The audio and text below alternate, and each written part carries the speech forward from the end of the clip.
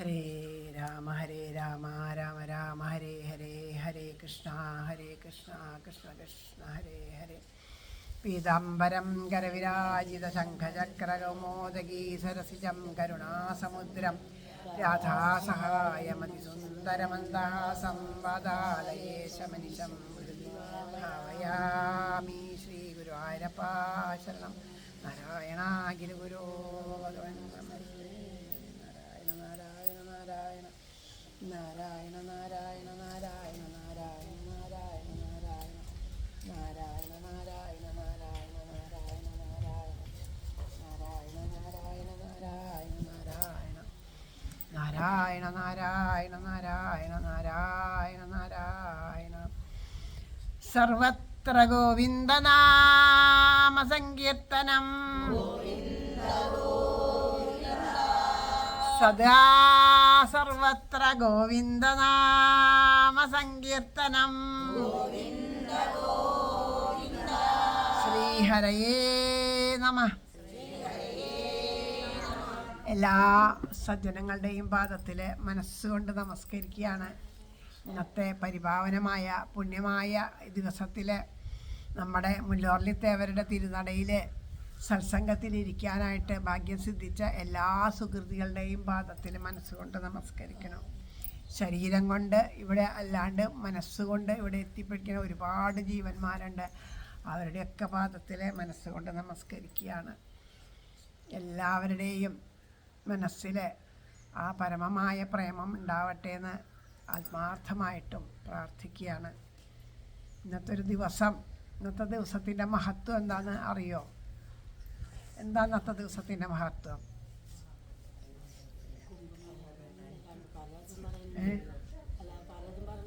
അല്ല, ഇന്നത്തെ ദിവസം എന്താ വിശേഷം?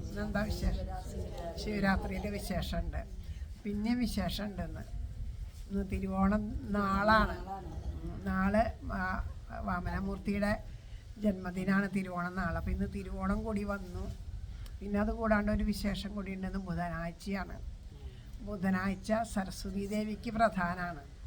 അപ്പോൾ ഇന്ന് ആ അജ്ഞാനത്തെ നീക്കി അറിവിൻ്റെ ഒരു പ്രകാശം കൂടി എന്ന് പറയണേ. അങ്ങനെ എല്ലാം കൂടി ഒത്തു വന്നിട്ടുള്ള ഒരു സുദിനാണിത്. അപ്പോൾ ഈ പറഞ്ഞ പോലെ ശിവരാത്രിയുടെ മഹത്വമല്ല ഞാൻ ചോദിച്ചത്, ഇന്നത്തെ ദിവസത്തിൻ്റെ വിശേഷത എന്താണെന്നാണ് ചോദിച്ചത്. ശിവരാത്രിയുടെ അവിടെ കേൾക്കുന്നുണ്ടല്ലോ അല്ലേ? പിന്നെ എനിക്ക് കേൾക്കാൻ ഇത്ര ഉറക്കിയേ പറയാൻ പറ്റണല്ലോ. അപ്പോൾ ശിവരാത്രിയുടെ മഹത്വം എന്താണെന്ന് ചോദിച്ചാൽ, ശിവരാത്രിയുടെ മഹത്വം നമ്മൾ ആ പുരാണത്തിലൂടെ നോക്കുമ്പോൾ ഐതിഹ്യങ്ങളായിട്ട് പറയണത് രണ്ട് കാര്യങ്ങൾ ഐതിഹ്യങ്ങളായിട്ട് പറയുന്നുണ്ട്. അതിൽ ഒരു ഐതിഹ്യം എന്താണെന്ന് വിചാരിച്ചാൽ, പാലാഴി മഥനം കഥയോടനുബന്ധപ്പെട്ടിട്ടാണ്. ദുർവാസാവിൻ്റെ ഒരു ശാപം നിമിത്തം ദേവന്മാർക്ക് മുഴുവൻ ജരാനരകൾ ബാധിക്കുകയും അതിന് എന്താണ് ഒരു പ്രതിവിധി, അതിൽ നിന്ന് രക്ഷപ്പെടാൻ എന്ന് ആലോചിച്ചപ്പോൾ അതിന് പാലാഴി മഥനം ചെയ്തിട്ട് അതിൽ നിന്ന് പാലാഴി കടഞ്ഞ് അമൃതം എടുത്തിട്ട് അമൃത് സേവിക്കണമെന്നാണ് വിധി. അപ്പോൾ അതാണ് ഭഗവാൻ പറഞ്ഞത്. അപ്പോൾ അതിനനുസരിച്ചിട്ട് ആ പാലാഴി മഥനം നടന്നുകൊണ്ടിരിക്കുന്ന സമയത്ത് ആദ്യമായിട്ട് ആ മഥനം നടന്നപ്പോൾ ഉയർന്നു വന്നത് ഹലാഹല വിഷമാണ് ഉയർന്നു വന്നത്. അപ്പോൾ ഹലാഹല വിഷം ഉയർന്നു വന്നത് അതിൽ നിന്ന് രക്ഷപ്പെടാൻ എല്ലാവരും കൂടിയിട്ട് മഹാദേവനെയാണ് ആശ്രയിച്ചത്. ആരാ പറഞ്ഞ് ഇവിടെ ജരാനരകൾ ബാധിച്ചപ്പോൾ പാലാഴി മഥനം വേണം എന്ന് നിർദ്ദേശിച്ചത് ആരാ? സാക്ഷാൽ ശ്രീഹരിയാണ്. ശ്രീമൻ നാരായണൻ ഭഗവാൻ ശ്രീകൃഷ്ണ ഭഗവാൻ തന്നെയാണ് അല്ലേ? ഭഗവാൻ പറഞ്ഞു പാലാഴി മഥനം വേണം എന്നാലേ. അപ്പോൾ അദ്ദേഹത്തിൻ്റെ നിർദ്ദേശപ്രകാരമാണ് അസുരന്മാരോട് കൂടിയിട്ട് ചെന്ന് അവർ രണ്ടു കൂട്ടരും അസുരന്മാരും ദേവന്മാരും ഒരുമിച്ച് ചേർന്ന് ഈ പാലാഴി മഥനത്തിന് തയ്യാറെടുത്തത്. ഈ പാലാഴി മഥനം നടന്നുകൊണ്ടിരിക്കുമ്പോൾ ആദ്യം എന്താ ഉണ്ടായേ? പാലാഴി മഥനം നടന്നുകൊണ്ടിരിക്കുന്ന സമയത്ത് കുറേ കഥകളുണ്ട്, മുഴുവനും പറയണില്ല. ആദ്യം കടഞ്ഞു തുടങ്ങിയപ്പോൾ ആദ്യം എന്താ ഉണ്ടായേ?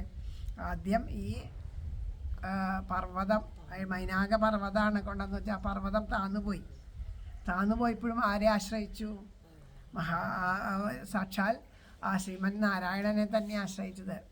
അപ്പോൾ ആ ഭഗവാൻ എന്ത് ചെയ്തു? ആ ഒരു കൂർമ്മത്തിൻ്റെ ഭാവത്തിൽ വന്നിട്ട് ഉദ്ധരിച്ചിട്ട് തുടങ്ങി. അപ്പോൾ പിന്നെ അത് കടച്ചൽ വേണ്ട വിധത്തിലായില്ല എന്ന് പറഞ്ഞപ്പോഴും ആ ഭഗവാനെ തന്നെ ആശ്രയിച്ചു. അപ്പോൾ അജിതനായിട്ട് വന്ന് നിന്ന് അനുഗ്രഹിച്ചിട്ട് അസുരന്മാർക്കും ദേവന്മാർക്കും കൂടിയിട്ട് അവരുടെയൊക്കെ കൈകളിൽ അവരുടെയൊക്കെ ഉള്ളിലിരുന്ന് പ്രവർത്തിച്ചു. അതാണ് സഹസ്രം കൈകളെ കൊണ്ട് കടഞ്ഞു എന്ന് പറയണത്. സഹസ്രം എന്നുള്ള 1000 എന്ന് പറഞ്ഞാൽ അത് എണ്ണമില്ലാത്തത് എന്നാണ് ഇവിടെ അർത്ഥം ഉണ്ടാക്കുന്നത്. അത് മാത്രമല്ല,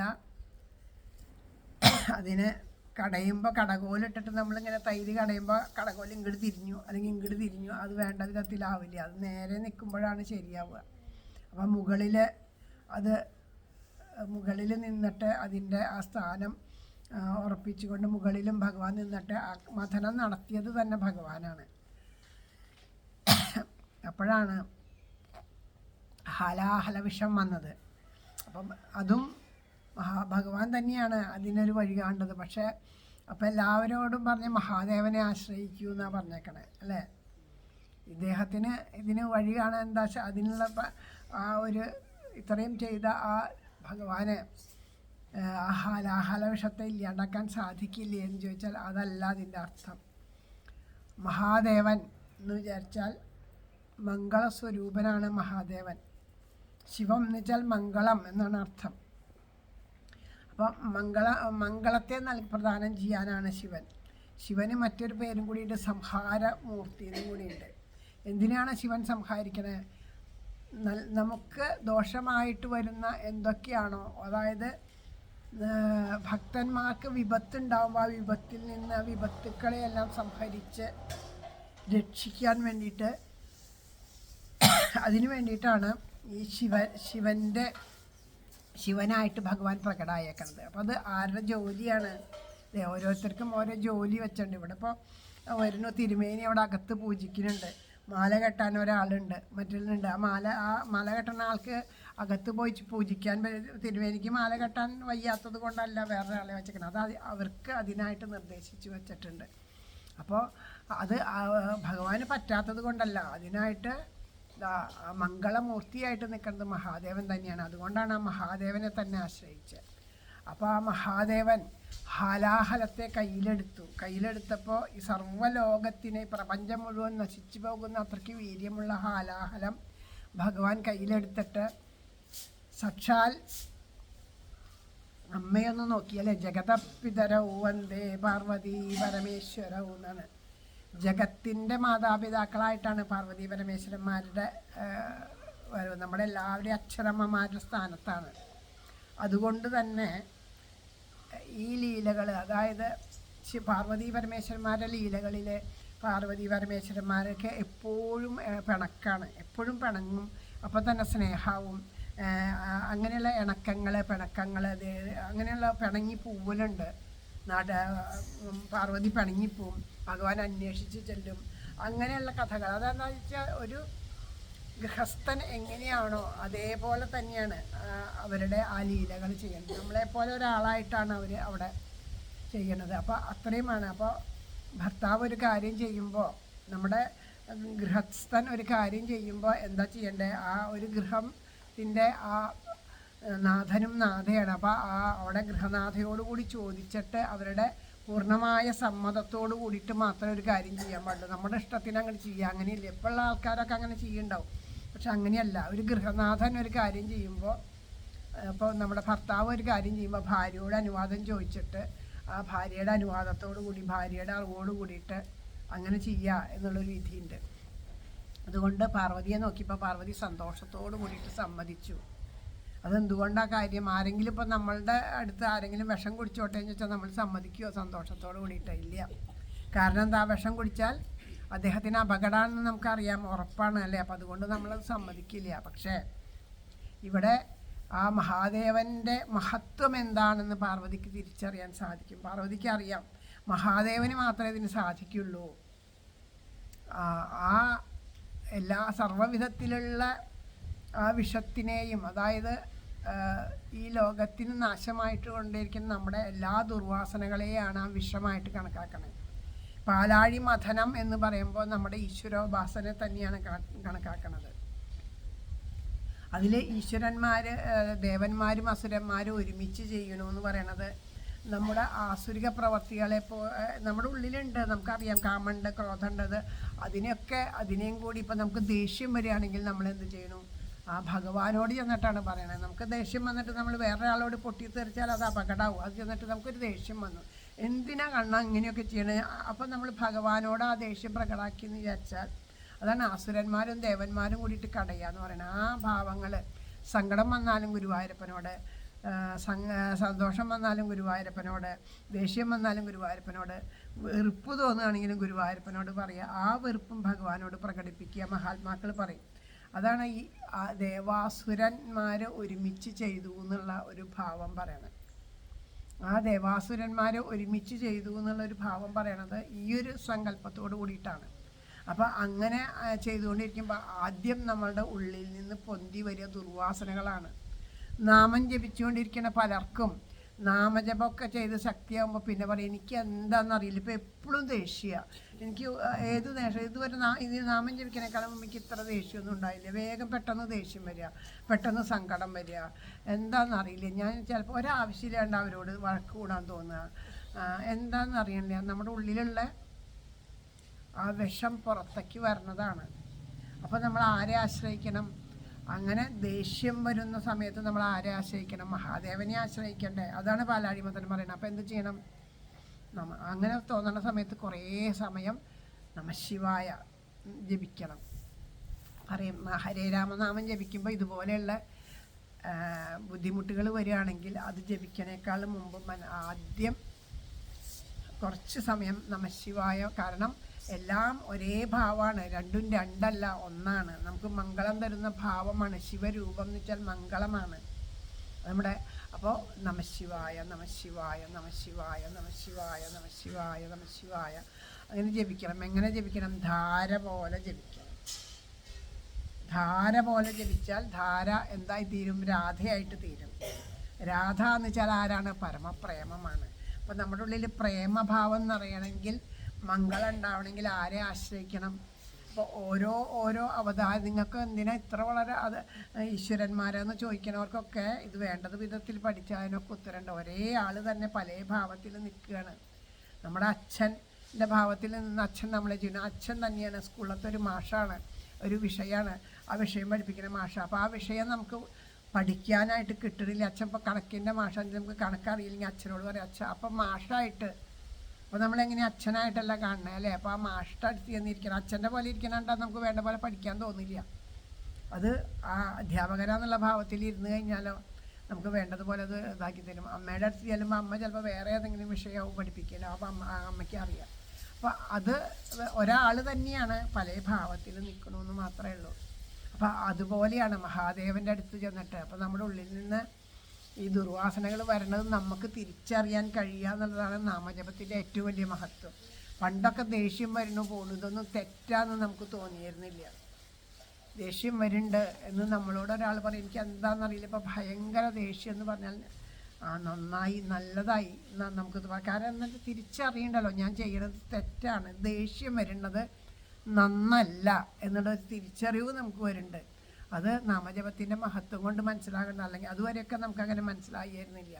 പിന്നെ നമ്മൾ പൂർവ്വമായിട്ടുള്ള കാര്യങ്ങൾ ചിന്തിക്കുക, വിചാരിക്കും അന്ന് ഞാൻ അങ്ങനെയൊക്കെ ചെയ്ത് എത്ര ദോഷമാണ് ഈശ്വര, എന്തൊക്കെയാണ് ഞാൻ ചെയ്തു കൂട്ടിയേക്കണേ എന്നുള്ള തിരിച്ചറിവ്, നമ്മുടെ ഉള്ളിലേക്കുള്ള തിരിച്ചറിവ്. അതെന്തുകൊണ്ടാണ്? ഈ കടയലാണ്, പാലാഴി മഥനമാണ് നാമജപം. അത് ചിലപ്പോൾ നമുക്ക് വേണ്ടതുപോലെ നാമം ജപിക്കാൻ തോന്നില്ല. നാമം ജപിക്കാൻ തോന്നാണ്ടിരിക്കുന്ന സമയത്ത് അപ്പോൾ നമ്മൾ ആരെ ആശ്രയിക്കണം? ഭഗവാനെ തന്നെ ആശ്രയിക്കണം. ആ സർവ്വപ്രപഞ്ചത്തിനും ആധാരഭൂതനായിട്ടുള്ള ഭഗവാനോടൊരു ഭഗവാനെ എനിക്ക് വേണ്ടതുപോലെ ജപിക്കാൻ പറ്റണേ, എന്നെ സഹായിക്കണേ, ആ ജപം മുടങ്ങാണ്ട് എന്നെ സഹായിക്കണേ, ഏത് സമയം പിരിയാണ്ട് ആ നാമം നാവിലുണ്ടാവണേ എന്നൊക്കെ നമ്മൾ പ്രാർത്ഥിക്കണം. അപ്പം അങ്ങനെയുള്ള ആ മഹാദേവൻ എന്ന് പറഞ്ഞാൽ നമ്മുടെ ഉള്ളിലുള്ള എല്ലാത്തിനെയും സംഹരിക്കുന്ന ആളാണ്. അപ്പോൾ എല്ലാ വിഷയങ്ങളെയും സംഹരിക്കാനുള്ള ശക്തി ആർക്കുണ്ട്? മഹാദേവനുണ്ട്. അതുകൊണ്ടാണ് അനുമോദിച്ചുകൊണ്ട്, അന്യമോദത എന്ന് ഭാഗവതത്തിലൊരു വാക്ക് കാണും, നോക്കിയിട്ട് കണ്ണുകൊണ്ട് അനുമോദിച്ച് കഴിച്ചോളോ എന്ന് സന്തോഷത്തോട് കൂടിയിട്ട് പാർവതീദേവി. നമ്മൾ കേൾക്കണ കഥകൾ കേട്ടിട്ടുണ്ടാവും, കുടിച്ചപ്പോൾ പേടിച്ചു. പാർവതീദേവി കഴുത്തിൽ ഞെക്കി പിടിച്ചു. വിഷ്ണു മഹാലക്ഷ്മി വായ പൊത്തിപ്പിടിച്ചു. മഹാവിഷ്ണു ആരോ വായ പൊത്തിപ്പിടിച്ചു. ഇവർ കണ്ട പോലെ അതൊക്കെ പറയണേ. ഭാഗവതത്തിലൊന്നും അങ്ങനെ ഒരു കഥയില്ല. അതൊക്കെ പിന്നീട് ഇതിനേക്കാളൊരു മഹാപരാധമായിട്ടുള്ളൊരു കഥ ഇന്നലെ ഞാൻ കേട്ടു. അതെനിക്കിവിടെ വേദിയിൽ പറയാൻ പറ്റില്ലാത്തൊരവസ്ഥയാണ്. അതവിടെ നിൽക്കട്ടെ. അങ്ങനെയുള്ള കഥകളൊക്കെ ഇങ്ങനെ അറിവില്ലാത്തവരാണ് അത് കൂടുതലും പ്രചരിപ്പിക്കുന്നത്.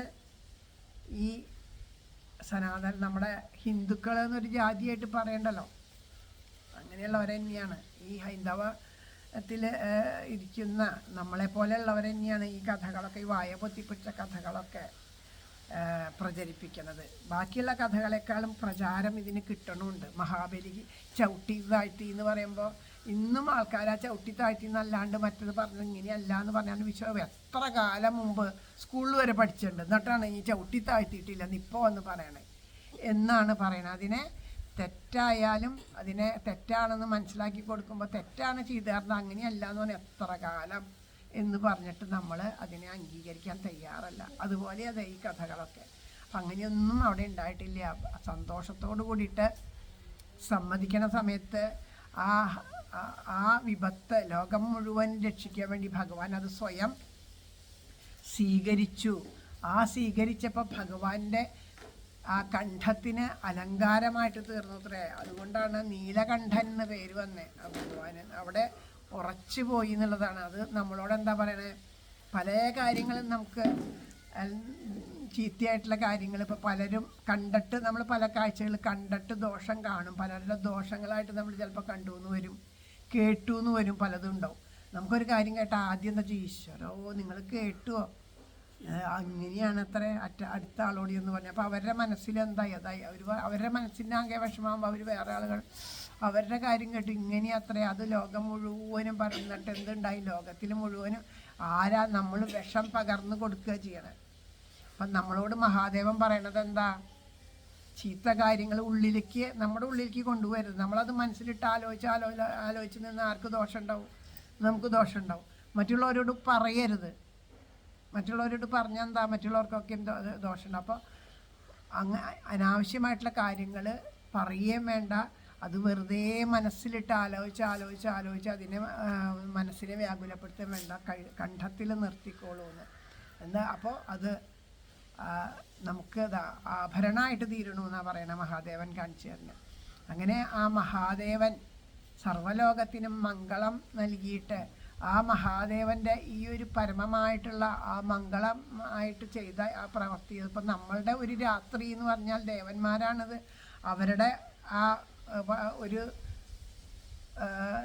നമ്മളുടെ ഒരു രാത്രി എന്ന് പറഞ്ഞാൽ അവർക്ക് കണ്ണടച്ച് തുറക്കണ നിമിഷം എന്നൊക്കെ പറയുമല്ലോ.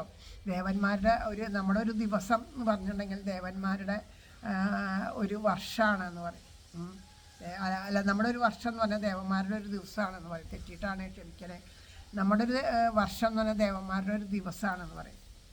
നമ്മൾ ഹനുമാൻ സ്വാമിയുടെ കാര്യമൊക്കെ പറയുമ്പോൾ പറയാറില്ലേ, സന്ധ്യാവന്തനം എന്നുള്ളതൊക്കെ പറയണത്. നമ്മുടെ ഒരു ദിവസം. അപ്പോൾ ഒന്ന് ആലോചിക്കുക, നമ്മളൊരു ദിവസം അവർക്ക് എത്ര നേരമുണ്ട്. കണ്ണടച്ച് തുറന്നിങ്ങനെ നോക്കണേ. അത്രയേ ഉള്ളൂ. അപ്പോൾ അതുകൊണ്ട് ആ ഒരു സമയത്തിലാണ്. അപ്പോൾ അത്രയും സമയം എന്നുവെച്ചാൽ അവർ ഇത് കണ്ട ഉടനെ തന്നെ അവരെല്ലാവരും കൂടിയിട്ട് എന്ത് ചെയ്തു, ഉറക്കെ ഭഗവാന്റെ നാമം ജപിച്ച് അത് ഭഗവാന്റെ നാമം മാത്രമല്ല ജപിച്ച് എന്നുള്ളത് മഹാത്മാക്കൾ പറയും. കാരണം പാർവതി പരമേശ്വരന്മാരായിട്ടാണ് നിൽക്കുക. അപ്പോൾ അവർ എപ്പോഴും ജപിക്കുന്ന ആ നാമം എങ്ങനെയാണെന്ന് വെച്ചാൽ നമഃശിവായൈച്ച നമഃശിവായ നമഃശിവായൈച്ച നമഃശിവായ. നമ്മൾ അങ്ങനെ ജപിക്കണം എന്നാണ് പറയുക ഈ ശിവരാത്രിക്ക്. കാരണം നമഃശിവായൈ എന്ന് പറഞ്ഞാൽ ഭഗവതി പാർവതീദേവി, കൂടെ ആര്, നമഃശിവായ. ഭഗവാനും പാർവതീദേവിക്കും ഭഗവാനും ഒരുപോലെ മംഗളം.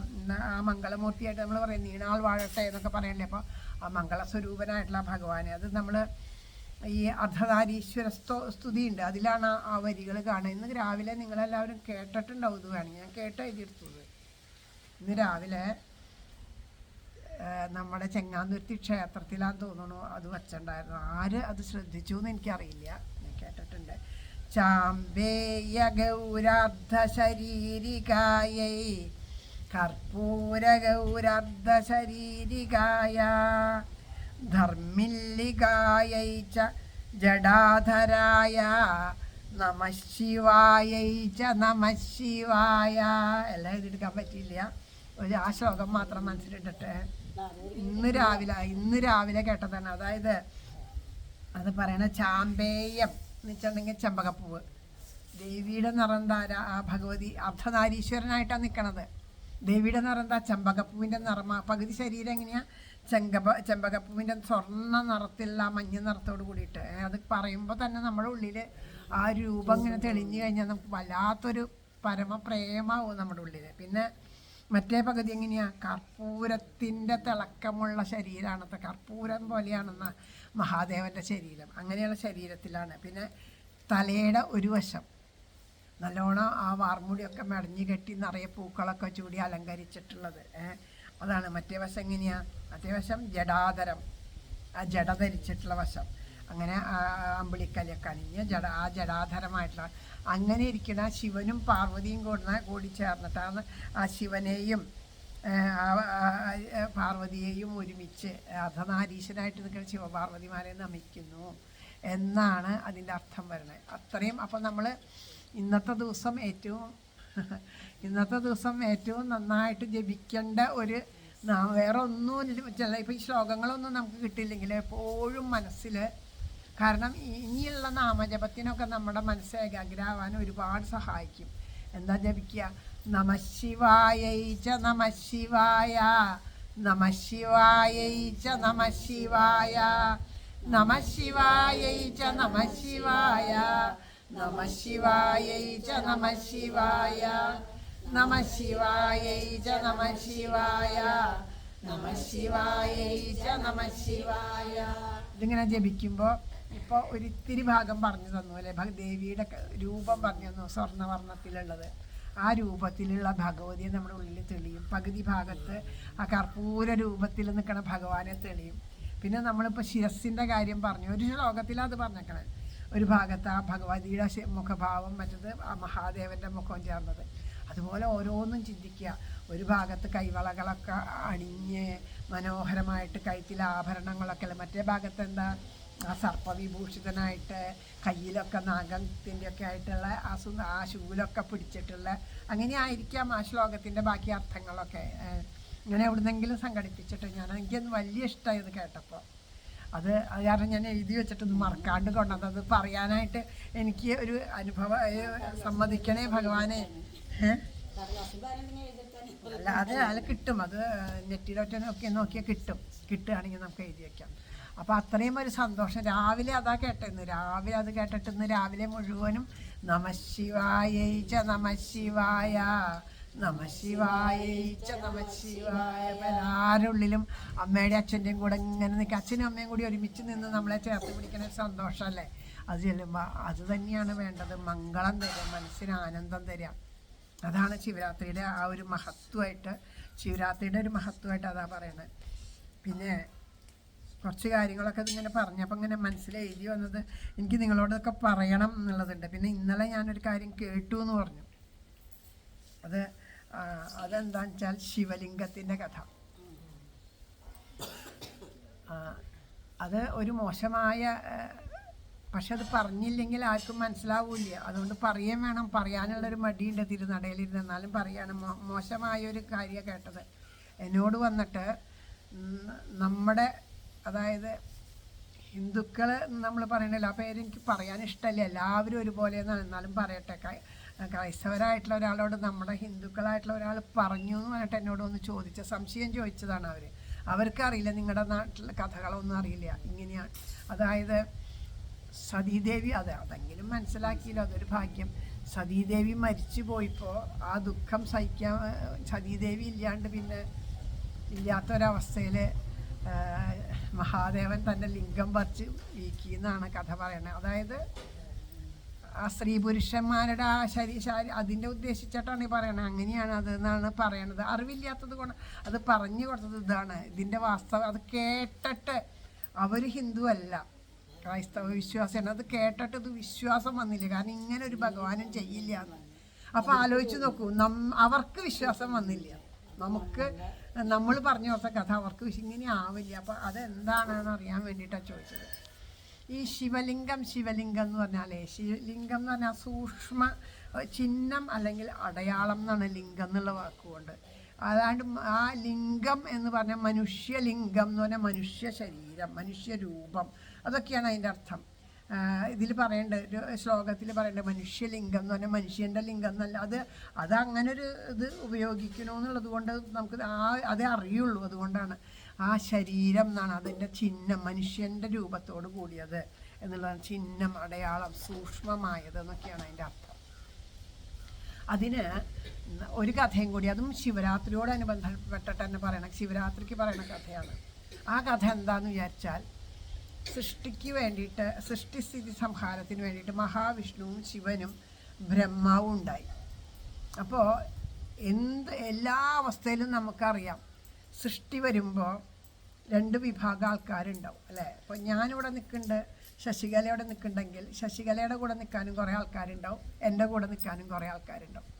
ശശികലയുടെ ശശികലയാണെന്ന് മികച്ചത്, അതൊന്നുമല്ല, ഇത്രയൊക്കെ ആയാലും ശശികല ചെയ്യേണ്ടത് ശരിയെന്ന് പറയാനുണ്ടാവും, അല്ലല്ല സുദർശന ചെയ്യേണ്ടത് ശരിയെന്ന് പറയാനും ആൾക്കാരുണ്ടാവും.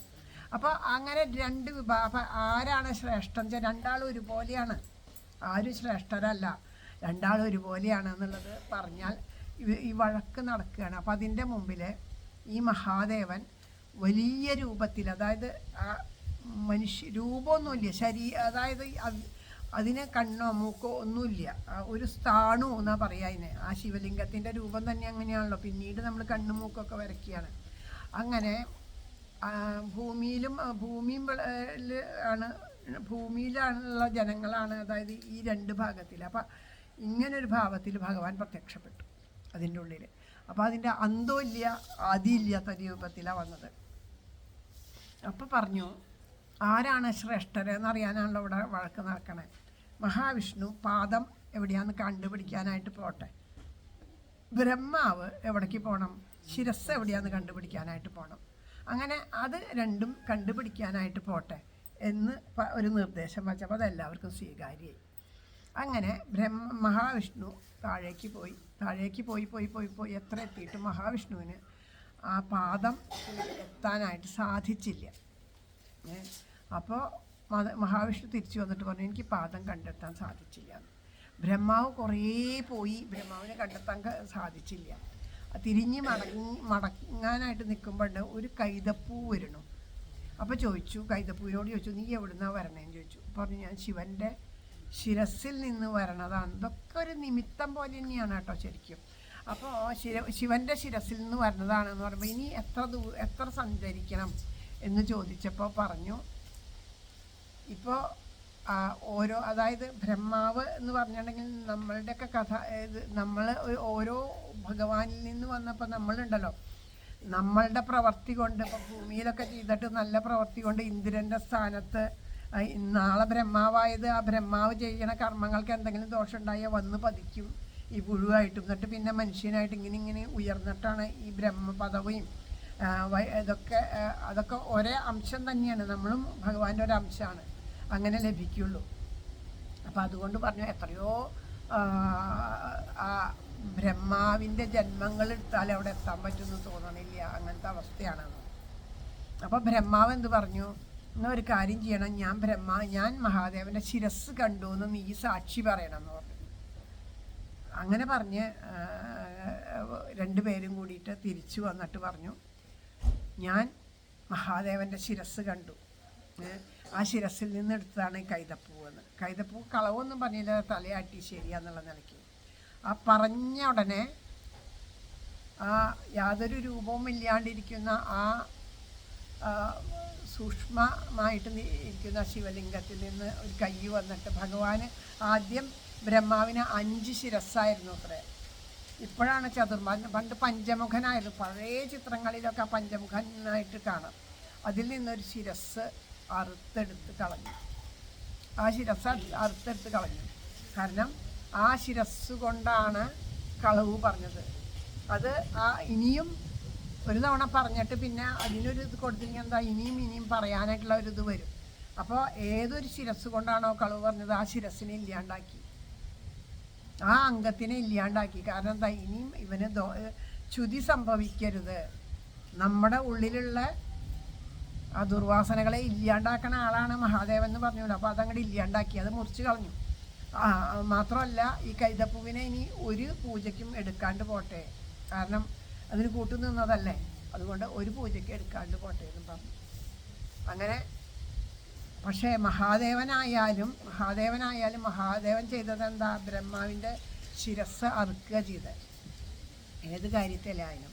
അപ്പോൾ ആര് എത്ര വലിയ സ്ഥാനത്തിരുന്നവരായാലും തെറ്റ് ചെയ്താൽ ആ തെറ്റിൻ്റെ ശിക്ഷ അനുഭവിക്കണം എന്നുള്ളതിൻ്റെ സത്യത്തിനെ ബോധിപ്പിച്ചുകൊണ്ട് ഈ മഹാദേവൻ ഈ തലയോട്ടി, ബ്രഹ്മാവിൻ്റെ ആ തലയോട്ടി എടുത്ത് ഭിക്ഷ യാചിച്ചിട്ട് ആ കർമ്മത്തിൻ്റെ ഫലത്തിനെ കർമ്മം ചെയ്ത ദോഷം ഇല്ലാണ്ടാക്കി എന്ന് കൂടി. അതൊക്കെയാണ് ഈ മഹത്വം നമ്മൾ മനസ്സിലാക്കേണ്ടത്. വലിയ സ്ഥാനത്തിരുന്ന് നമുക്ക് എന്തും ചെയ്യാം എന്നുള്ളതല്ല, എവിടെ ഇരുന്നിട്ട് എങ്ങനെ എന്ത് ചെയ്താലും ആര് അറിയണില്ല എന്ന് വിചാരിച്ചാലും എല്ലാം അറിയുന്നപ്പോൾ കണ്ടേ, ആ ബ്രഹ്മാവ് പറഞ്ഞത് ആരും അറിഞ്ഞില്ല, സത്യമുണ്ട്. പക്ഷെ അറിയണ ഒരാൾ, നമുക്കല്ലേ ഓരോരോ അംഗവൈകല്യങ്ങളൊക്കെ കാണുമ്പോൾ നമ്മൾ വിചാരിക്കും എന്തിനാ അപ്പം ഇങ്ങനെ എന്ന് ചോദിക്കും. പലരും നമുക്ക് കാണാം, ജനിച്ചു വീണ കുട്ടിക്ക് ഒരു അംഗവൈകല്യങ്ങളൊക്കെ കാണുമ്പോൾ നമ്മൾ ചോദിക്കും എന്തിനാ അത്. ഏതെങ്കിലും പ്രകാരത്തിൽ ആ അംഗങ്ങളെ കൊണ്ട് ഈശ്വര നിഷേധം നടന്നിട്ടുണ്ടെങ്കിൽ ഭഗവാൻ എന്ത് വിചാരിക്കും, ഇനി നിനക്ക് ആ അംഗം വേണ്ട, കാരണം ആ അംഗം കൊണ്ട് നീ ഈശ്വര നിഷേധം നീ ആദ്യം ചെയ്താലോ. കാരുണ്യമാണ്, ഭഗവാന്റെ കാരുണ്യം കൊണ്ടാണത്. അപ്പോൾ അതുകൊണ്ട് ഓരോ നിമിഷവും നമ്മൾ ചിന്തിക്കുക. അപ്പോൾ നമുക്ക് ഒരംഗത്തിനും ദോഷമില്ലാതെ കണ്ട് ഭഗവാൻ തന്നിട്ടുണ്ട്. ആ അംഗങ്ങൾക്കൊക്കെ ദോഷം ഉണ്ടാവുന്ന രീതിയിൽ നമുക്ക് എന്തെങ്കിലുമൊക്കെ വരുന്നുണ്ടെങ്കിൽ അത് നമ്മളുടെ പ്രവൃത്തിയുടെ പരിണത ഫലം തന്നെയാണെന്നുള്ള സത്യത്തിനെ ബോധിക്കുക. അതിനൊക്കെ വേണ്ടിയിട്ടാണ് നമ്മളിപ്പോൾ ഇതുപോലെയുള്ള സത്സംഗങ്ങളിൽ ഇരുന്നിട്ടൊക്കെ ഉണ്ടെങ്കിലൊക്കെയാണ് ഈ മഹാത്മാക്കളുടെ അടുത്തു നിന്നൊക്കെയാണ് ഇങ്ങനെയുള്ള കഥകൾ മനസ്സിലാക്കാൻ പറ്റുള്ളൂ. അതുകൊണ്ടാണ് സത്സംഗമൊക്കെ വേണം, ഇവിടെ വന്നിരിക്കണം എന്ന് പറയുന്നത്. നമ്മളുടെയൊക്കെ വിചാരം എന്താ, പ്രസാദം ഊട്ട് എന്ന് പറഞ്ഞാൽ പ്രസാദം ഊട്ടല്ലേ, അത് ഭക്ഷണം കഴിക്കുക, അത് നമുക്ക് ആരെയും കുറ്റം പറയല്ല. അത് ഭഗവാന്റെ പ്രസാദം കഴിക്കുക എന്നുള്ള, ആ പ്രസാദം ഉള്ളിലേക്ക് കഴിച്ചിട്ട് മാത്രം കാര്യമില്ല. നമ്മൾ പവിത്രമാണ് ഭഗവാന്റെ പ്രസാദം അല്ലേ. മലിനമായ ഒരു സ്ഥലത്ത് കൊണ്ടത് എറിഞ്ഞാൽ എന്തായി, എത്ര മഹാപാപാണെന്ന് ആലോചിച്ച് നോക്കൂ.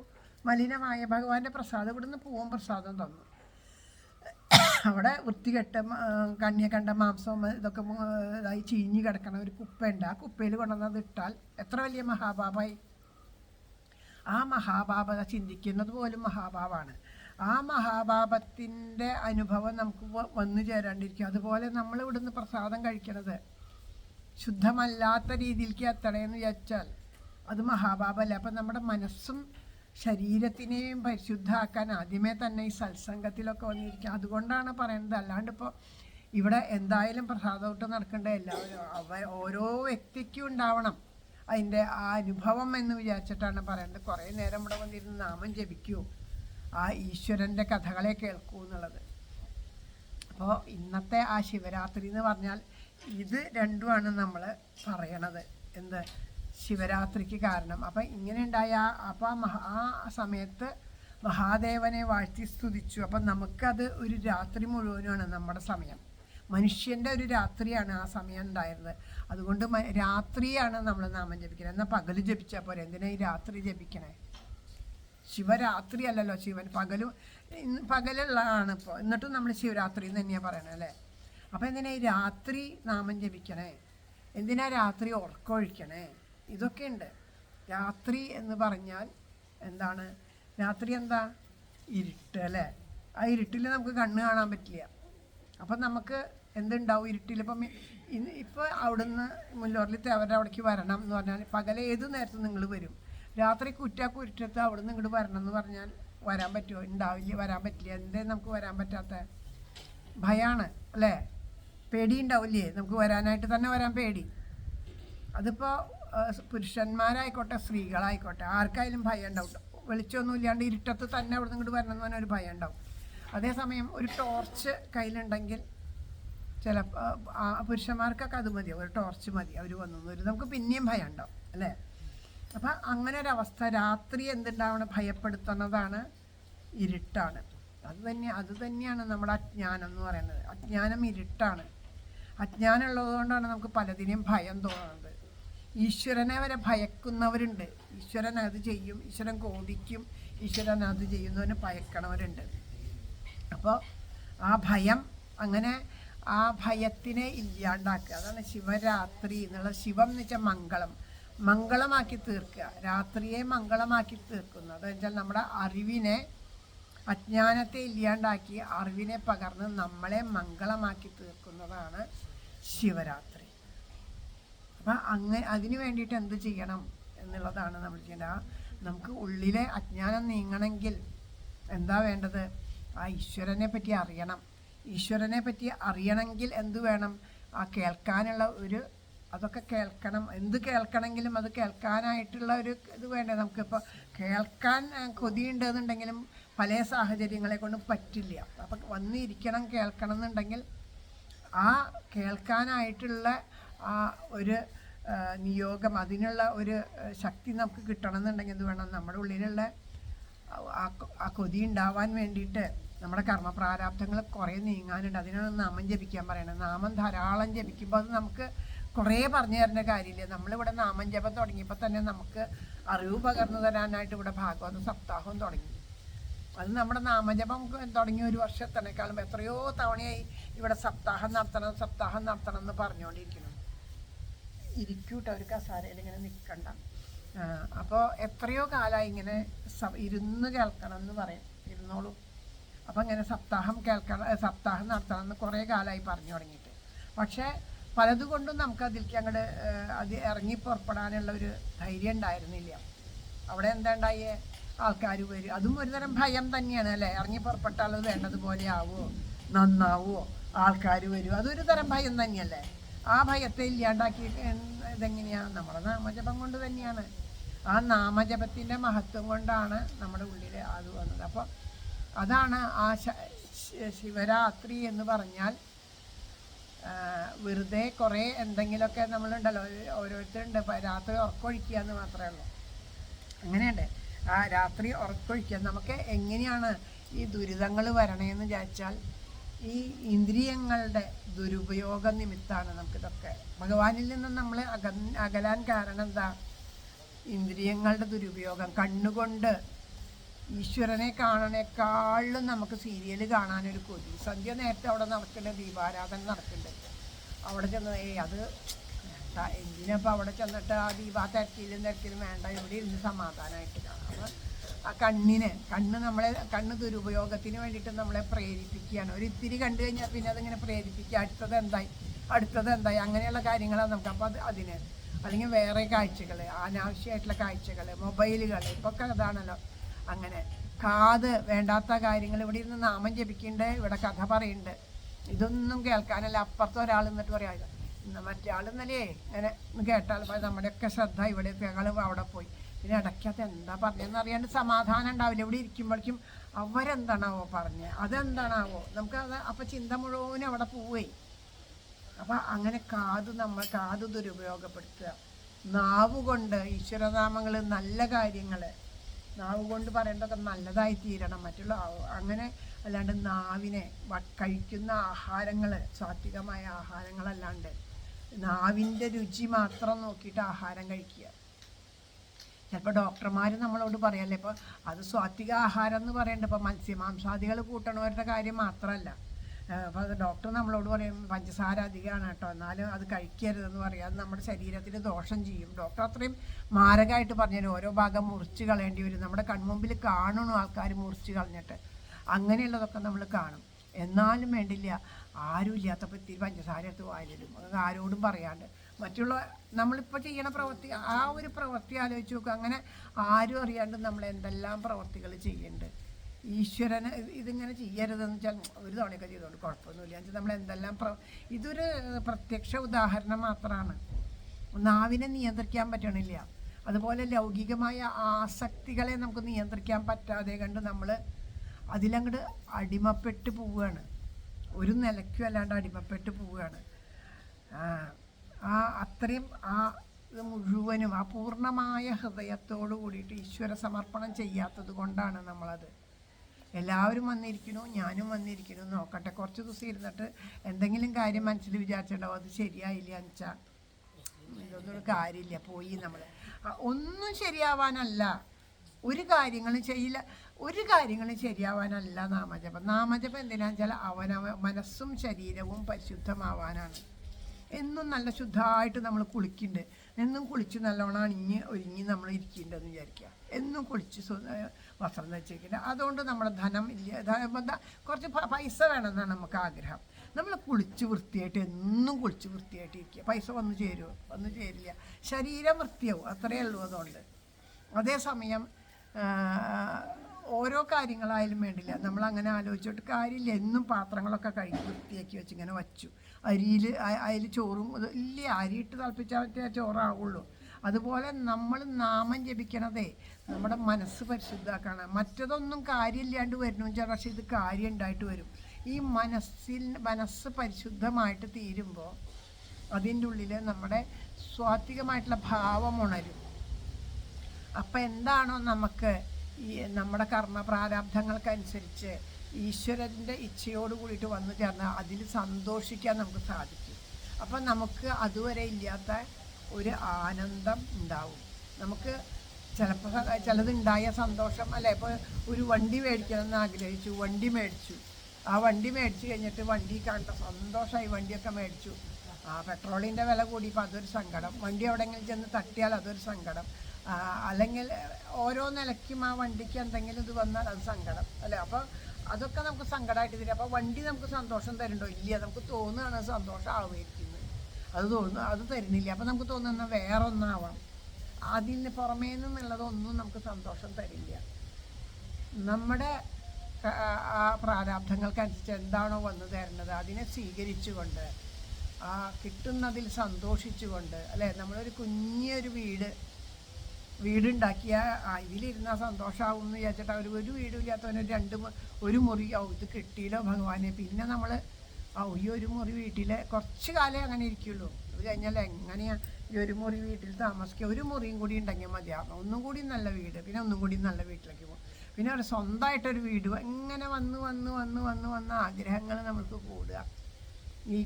നമ്മളൊക്കെ അറിഞ്ഞതാണല്ലേ, ഇവിടെ പ്രളയകാലത്തൊക്കെ എല്ലാവരും മുങ്ങിപ്പോയിട്ട് ഇങ്ങനെ നിൽക്കണ സമയത്ത് ഒരു കഷ്ണം ബിസ്ക്കറ്റിന് കൊതിച്ചിട്ട് ഞാനത് അനുഭവിച്ചതാണ്. ആ കാര്യം അനുഭവിച്ച ആൾ എൻ്റെ അടുത്ത് വന്ന് കരഞ്ഞ് പറഞ്ഞ കാര്യം.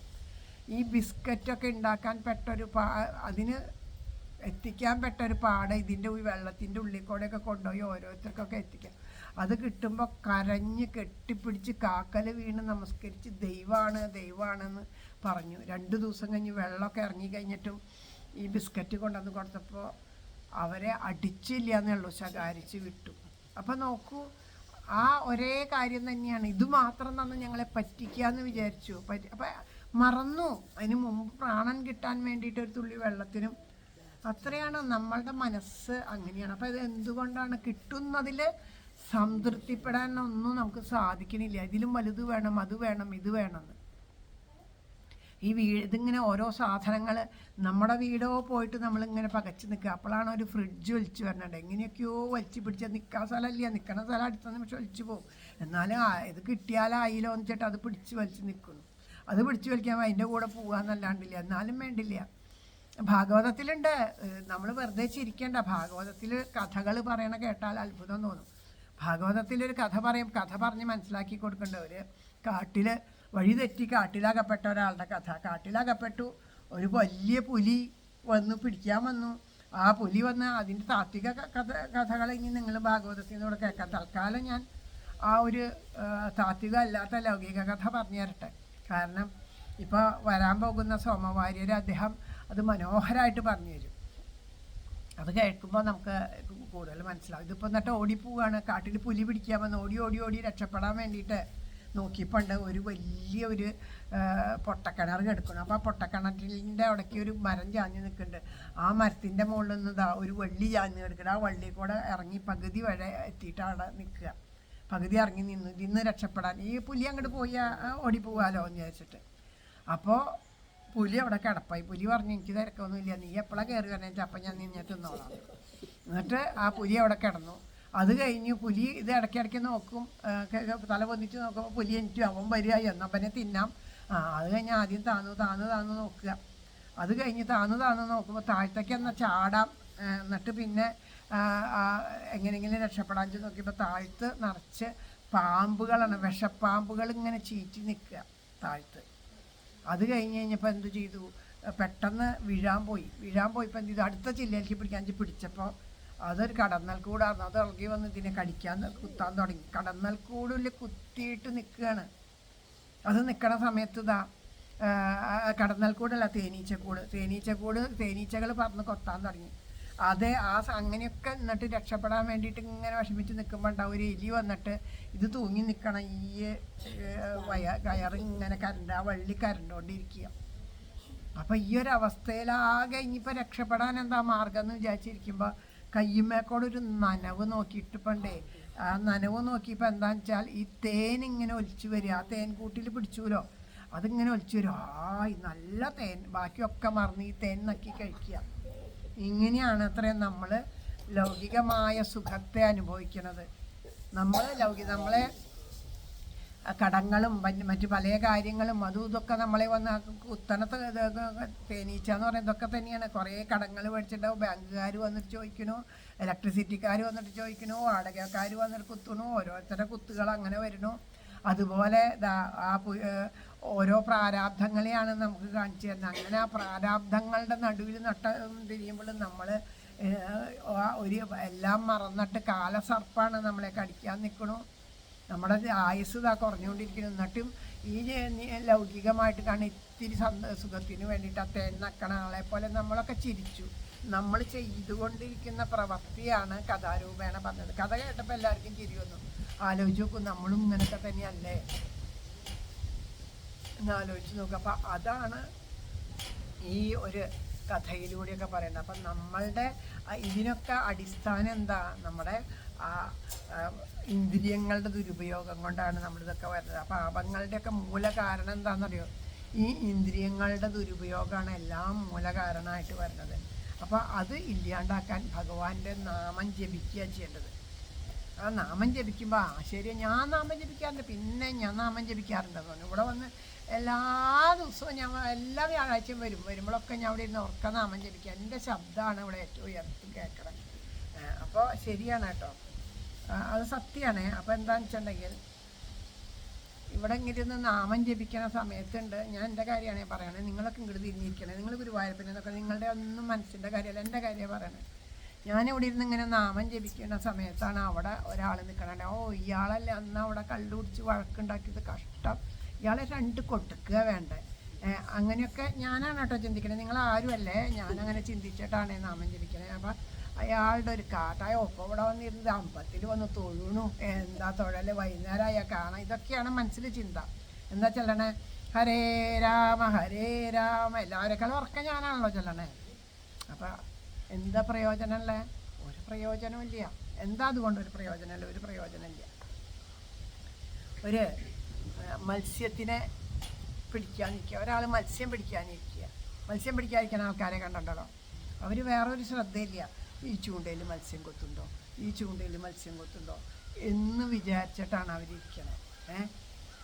ആ മത്സ്യം കൊത്ത വേറൊരു ചിന്തയില്ല. ചിലപ്പോൾ അപ്പുറത്തേക്കൂടെ ആര് പോയാൽ ഈ മത്സ്യം ഇത് വരുന്നുണ്ടോ എന്ന് മാത്രം ചിന്തിച്ച് അറിഞ്ഞിട്ടും കൂടി ഉണ്ടാവില്ല. നീ ഇന്നലെ മത്സ്യം പിടിക്കാനിരിക്കുമ്പോൾ ഞാനതിലെ പോയില്ല, ഞാൻ കണ്ടില്ല. കാരണം ശ്രദ്ധ എവിടെയാ, ഇത് കിട്ടുന്നുണ്ടോ എന്നുള്ളതാണ്. അതിന് അത്രയുണ്ട്. അത്രയും ശ്രദ്ധിച്ചിട്ട് അയാളിരിക്കണേ. ആ മത്സ്യം പിടിക്കാനുണ്ടായ ആ ധ്യാനം കൊണ്ട് വല്ല പ്രയോജനമുണ്ടോ? അത് മത്സ്യം പിടിച്ച് കിട്ടാൻ വേണ്ടിയിട്ടാണ്. പക്ഷേ ഈശ്വരനെ ധ്യാനിക്കുമ്പോൾ നമുക്ക് ആ ഭഗവാനെ കിട്ടണം എന്നുള്ള ഈ മത്സ്യം പിടിക്കുന്നവൻ്റെ അത്രയ്ക്കെങ്കിലും ഒരു ധ്യാനം നമ്മുടെ ഉള്ളിലുണ്ടോ? നാമം ജപിക്കുമ്പോൾ ഈശ്വരനെ കിട്ടാൻ നമ്മൾ ചെയ്യുന്ന പ്രവൃത്തി എന്താ? നാമം ജപിക്കുക. എന്തിനാണ് നാമം ജപിക്കണേ? ഈശ്വരാനുഭവം ഉണ്ടാവാൻ. നമ്മുടെ ഉള്ളിലിരിക്കുന്ന എല്ലാവരുടെയും ഉള്ളിൽ ആത്മാവായിട്ടിരിക്കുന്ന ഭഗവാനെ ഉണർത്താൻ വേണ്ടിയിട്ടാണ്. ആ ഭഗവാനെ ഉണർത്താനായിട്ട് നമ്മുടെ നാമജപം കൊണ്ട് സാധിക്കുന്നുണ്ടോ?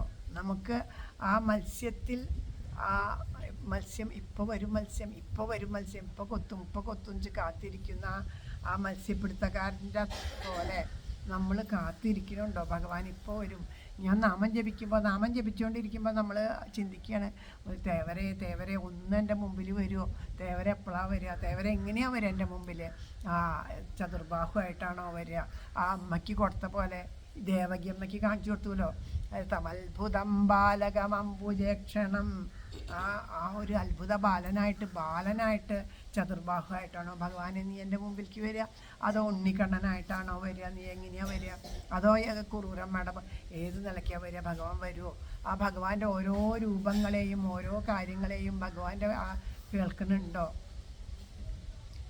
കിങ്ങിണി കീലുങ്ങുന്നതു കേൾക്കാം എങ്ങീവൻ നിൽപ്പൂമൽക്കണ്ണൻ, വന്നാലും കണ്ണ വന്നാലും കണ്ണ വന്നാലും കണ്ണ വന്നാലും, ആ വഞ്ചിക്കാണ്ട് എൻ്റെ മുമ്പിലേക്ക് വരുമോ ഭഗവാനെ. ഇങ്ങനെയൊക്കെ ചിന്തിച്ചുകൊണ്ട് നമുക്ക് നാമം ജപിക്കാൻ സാധിക്കുന്നുണ്ടോ, ആ ചിന്തയോടുകൂടി നമുക്ക് നാമം ജപിക്കാൻ സാധിക്കുന്നുണ്ടോ, ആലോചിച്ച് നോക്കൂ. നമ്മൾ അതുപോലെ നാമം ജപിക്കണം. ഈ ഒരു ഗുരുവായിട്ട് സ്വീകരിക്കുക ഈ മീൻപിടുത്തക്കാരനെ, എന്നിട്ട് അതുപോലെ നമുക്ക് നാമം ജപിക്കാനായിട്ട് സാധിക്കണം. അതുപോലെ ഒരാൾ ഭാര്യയും ഭർത്താവുമാണ്, അവർ രണ്ടാളും മാത്രമേ വീട്ടിലുള്ളൂ. അവർ രണ്ടാളും തമ്മിൽ നല്ല വഴക്കായി, ഭാര്യയും ഭർത്താവും തമ്മിൽ നല്ല വഴക്കായി കഴിഞ്ഞിട്ട് ഭർത്താവ് മിണ്ടാണ്ട് ഒരു സ്ഥലത്ത് പോയിരുന്നു. മിണ്ടണില്ല, ഒരക്ഷരവും മിണ്ടണില്ല. അവിടെ ഒരു സ്ഥലത്ത് ചെന്നിരുന്നു, ഭക്ഷണവും കഴിച്ചില്ല അയാൾ. എത്രയും സാരല്ലേ പോട്ടെ, വരുമോ ഭക്ഷണം കഴിക്കാമെന്ന് പറഞ്ഞ് വിളിച്ചു. വേണ്ട, എനിക്ക് ഭക്ഷണം വേണ്ടാന്ന് പറഞ്ഞാൽ ഇയാൾ മിണ്ടിയില്ല. അന്നത്തെ ദിവസം പഷ്ണിയാണ് കിടന്നു. അത് ഉപവാസമാവുമോ? അങ്ങനെ ഉപവസിച്ചിട്ട് എന്താ കാര്യം? ഈ ഉള്ളിൽ മുഴുവൻ മിണ്ടാണ്ടിരുന്നു, അത് മൗനവ്രതാവോ? ഇയാൾ മിണ്ടാണ്ടിരിക്കുമ്പോഴും അവളുടെ ഒരു അഹങ്കാരം, അവൾക്ക് ഞാൻ പഠിപ്പിച്ചു കൊടുക്കാൻ നാളെ നാളത്തെ എങ്ങനെ ഇവൾക്ക് ദ്രോഹം ചെയ്യണം എന്നുള്ളത് ആലോചിച്ചിട്ടാണ് ഇരിക്കണത്. അങ്ങനെ അല്ല, എല്ലാവരുടെ ജീവിതത്തിലും ഉണ്ടാവണതാണ് തമ്മിത്തല്ലും വഴക്കും. അതിൻ്റെ ഇടയിൽ ശരിക്കും ഇതൊക്കെ ആലോചിക്കുക, അത് ഉപവാസമാവില്ല. അതേസമയം നമ്മൾ ആരോഗ്യപരമായിട്ട് നമുക്ക് പറ്റില്ല, സുഖമില്ലാത്ത ആളാണ്, പ്രഷറും ഷുഗറും കൊളസ്ട്രോളും ഇനി ഇല്ല, എല്ലാം ഒരുമിച്ച് വന്നിട്ടുണ്ട് വിരുന്നുകാരായിട്ട്. അപ്പോൾ അവരെയൊക്കെ സന്തോഷിപ്പിച്ചില്ല വെച്ചാൽ ഈ ശരീരത്തിനോട് ഇടയും അവർ. ഈ പറയണം തന്നെ, നമ്മുടെ വീട്ടിൽ വിരുന്നുകാർ വന്ന് അവരെ സന്തോഷിപ്പിച്ചില്ല വെച്ചാൽ എന്താ ഉണ്ടാവുക? അവർ പിണങ്ങി പോവില്ലേ?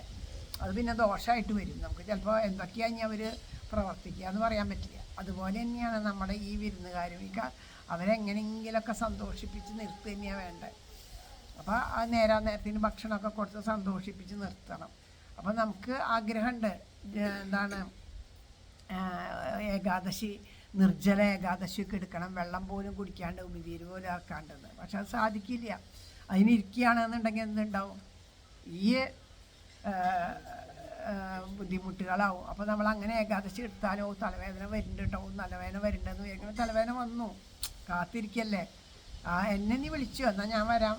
പറ്റുന്നില്ല കേട്ടോ, എനിക്കിത് ഛർദ്ദിക്കാൻ വരേണ്ടത്. ഞാനും വരാം. വന്നു. എന്താ അപ്പം നമ്മുടെ ചിന്ത മുഴുവൻ എന്തായി?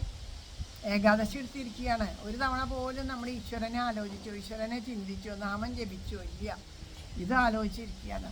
അതേസമയം ഇതിനൊന്നും സാധിക്കാണ്ട് ഇരിക്കുന്ന ഒരാൾ ഭഗവാൻ എനിക്ക് അതിനൊന്നും സാധിക്കില്ല എന്ന് പറഞ്ഞ് നാമം ജപിച്ചുകൊണ്ടേയിരിക്കുക. നാമം ജപിച്ച് ആ ഭഗവാനെ പറ്റി ചിന്തിച്ച് ഭഗവാന്റെ ഓരോ ബാലലീലകളും നമ്മൾ ആ നാരായണീയം വായിച്ചപ്പോൾ ഇന്ന് നമുക്കുണ്ടായ ഒരു അനുഭവം ആലോചിച്ച് നോക്കൂ. എത്ര തവണ നമ്മളിവിടെ വായിച്ചിട്ടുണ്ട്, പക്ഷെ ഇന്ന് ബാലലീലകളിലേക്ക് കടന്നപ്പോൾ നമ്മുടെ ഉള്ളിലുണ്ടായ അനുഭവം, അത് നമ്മളിവിടെ ഇരുന്ന് അനുഭവിച്ചവർക്ക് മാത്രമേ അനുഭവിക്കാൻ പറ്റൂ, വേറൊരാളോട് പറഞ്ഞാൽ മനസ്സിലാവൂ. എന്നുവെച്ചാൽ ആ സമയത്ത് ഭഗവാൻ ശരിക്കും മുല്ലോറിൽ തേവര് നമ്മുടെ ഓരോരുത്തരുടെ അടുത്തേക്കും വന്ന അനുഭവം തന്നെയാണ്. അപ്പോൾ ആ ഒരു അനുഭവം ഓരോന്നും നമുക്ക് കാണിച്ചു തന്നു ഭഗവാൻ. ആ ഗോപികമാരുടെ അടുത്ത് വന്നതും ഓരോന്നും നമുക്ക് കാണിച്ചു തന്നു. ഇവിടെ ആ അനുഭവമൊക്കെ ഉണ്ടാവണമെങ്കിൽ ഇവിടെ ഇരിക്കണം, ഭഗവാന്റെ മുമ്പിൽ ഇരിക്കണം, അപ്പോഴേ നമുക്കതൊക്കെ അനുഭവമാവുള്ളൂ. അങ്ങനെയുള്ള ഒരു അനുഭവത്തോടു കൂടി നമ്മൾ ജപിക്കണതും അല്ലാണ്ട് ജപിക്കണം തമ്മിൽ നോക്കുക. അപ്പോൾ അങ്ങനെ നാമം ജപിച്ചിരിക്കുമ്പോൾ എവിടെ ഇരിക്കണേ? ഭഗവാന്റെ അടുത്തായിരിക്കണേ. അപ്പം നമ്മൾ ഉപവാസം, ഇന്നപ്പോൾ നമ്മൾ ഉപവാസം അനുഷ്ഠിച്ച ആൾക്കാരാണ് അല്ലേ? കുറച്ച് നേരമെങ്കിലും നമ്മൾ ഭഗവാന്റെ കൂടെ ഇരുന്നു, ഭഗവാൻ നമ്മുടെ അടുത്തുള്ളതായിട്ട് നമ്മൾ തൊട്ടറിഞ്ഞു. അപ്പം നമ്മളെല്ലാവരും ഇന്ന് ശിവരാത്രി ഉപവാസമായിട്ട് എടുത്തില്ലേ? ഇതിലും വലുതായിട്ടുണ്ടോ? അപ്പം ഈ ചിന്തകളാണ് വേണ്ടത്. എപ്പോഴും നാമം ജപിക്കാൻ പറ്റുക. നമ്മുടെ എല്ലാവരുടെയും അടുത്തേക്ക് ഇന്ന് മുല്ലൂരിൽ തേവർ വന്നു. അത് നമുക്ക് എല്ലാവർക്കും ഒരുപോലെ അനുഭവമായി. ആ അനുഭവം നോക്കി നോക്കുക. ആ അനുഭവമാണ് അത് ആരൊക്കെ അനുഭവിക്കാൻ യോഗ ഉണ്ട് എന്നുള്ളവർക്ക് അത് പറ്റുള്ളൂ. അപ്പോൾ നമ്മൾ ഇപ്പോൾ എത്രാമത്തെ ദശകമെന്ന് വായിച്ച് തീർത്തതെന്നുള്ളത് എനിക്ക് എത്രാമത്തെ ദശകമാണ് എന്ന് വായിച്ച് തീർത്ത് 45-46 വായിച്ചപ്പോഴാണ് നമുക്ക് ആ അനുഭവം ഉണ്ടായത്. അതുവരെ നമ്മൾ നാരായണീയം വായിച്ചു. പക്ഷേ എൻ്റെ ഉള്ളിൽ എനിക്കത് വായിക്കുമ്പോൾ ഇന്ന ഭാഗമാണെന്ന് അറിയണ്ടെങ്കിലും എനിക്ക് നിങ്ങളോട് അങ്ങനെയൊന്നും എനിക്ക് തോന്നിയില്ല. ഇന്ന് പക്ഷേ അത് പറയാതിരിക്കാൻ പറ്റണില്ല. കണ്ണനടുത്ത് വന്നിട്ട് ഇങ്ങനെ പറയൂ എന്നെ പറ്റി പറയുമോ എന്ന് പറഞ്ഞിങ്ങനെ സ്വൈര്യം തരാണ്ടാണ് പറയിപ്പിച്ചത്. അത് അനുഭവിപ്പിക്കൂ. എല്ലാവരും ഞാൻ അവിടെ ഉണ്ടെന്ന് എല്ലാവരോടും പറയും. എല്ലാവർക്കും ഞാൻ എന്നെ കാണാൻ പറ്റട്ടെ, എല്ലാവർക്കും എന്നെ അനുഭവിക്കാൻ പറ്റട്ടെ എന്ന് പറഞ്ഞിട്ടാണ് ഇന്നത്തെ ഒരു അനുഭവം ഉണ്ടായി. അത്രയും വലിയൊരു അനുഭവമായിരുന്നു ഇന്നത്തെ അനുഭവം.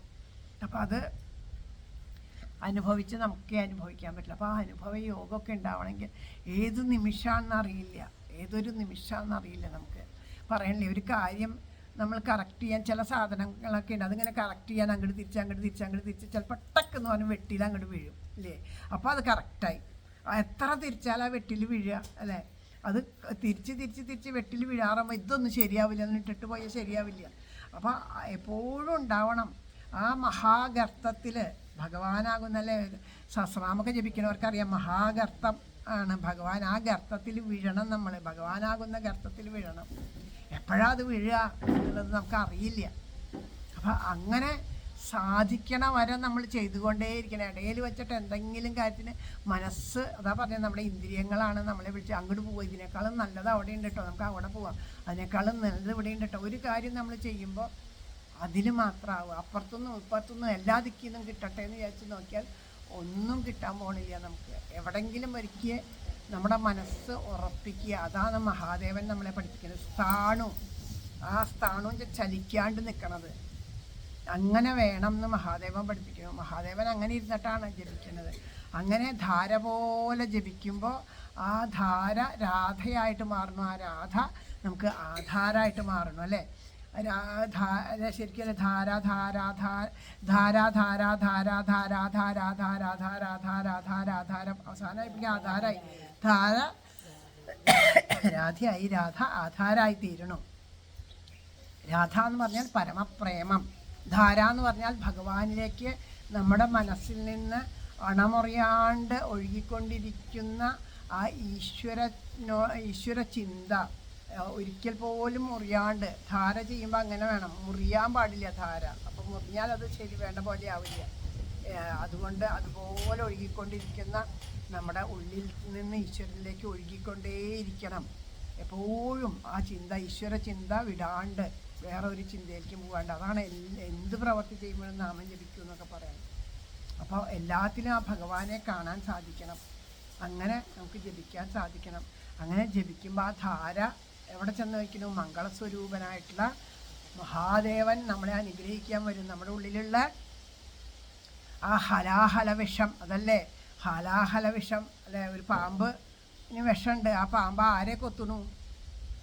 അയാളെ മരിക്കുള്ളൂ. പക്ഷേ നമ്മളുടെ മനുഷ്യന്മാരുടെ ഉള്ളിലുള്ള വിഷം കൊണ്ട് എത്ര പേർക്ക് ദോഷമായിട്ട് തീരും. ഒരാളുണ്ടായാൽ മതി അല്ലേ, ഒരു സമൂഹം, ഒരു ഇതിൽ ഒരാളുണ്ടായാൽ മതി ദോഷമായിട്ട്. മറ്റുള്ളവരുടെയൊക്കെ മനസ്സിനെ വിഷം കലർത്താനായിട്ട് അതിന് സാധിക്കും. അപ്പോൾ അതാണ് ഏറ്റവും വലിയ വിഷം. ഹലാഹല വിഷം നമ്മുടെ ഉള്ളിലുള്ള ദുർവാസനകളും ദുർചിന്തകളും ഒക്കെയാണ്. അപ്പോൾ അതിനെ ഇല്ലാണ്ടാക്കാൻ ആരും വരും? മംഗളം.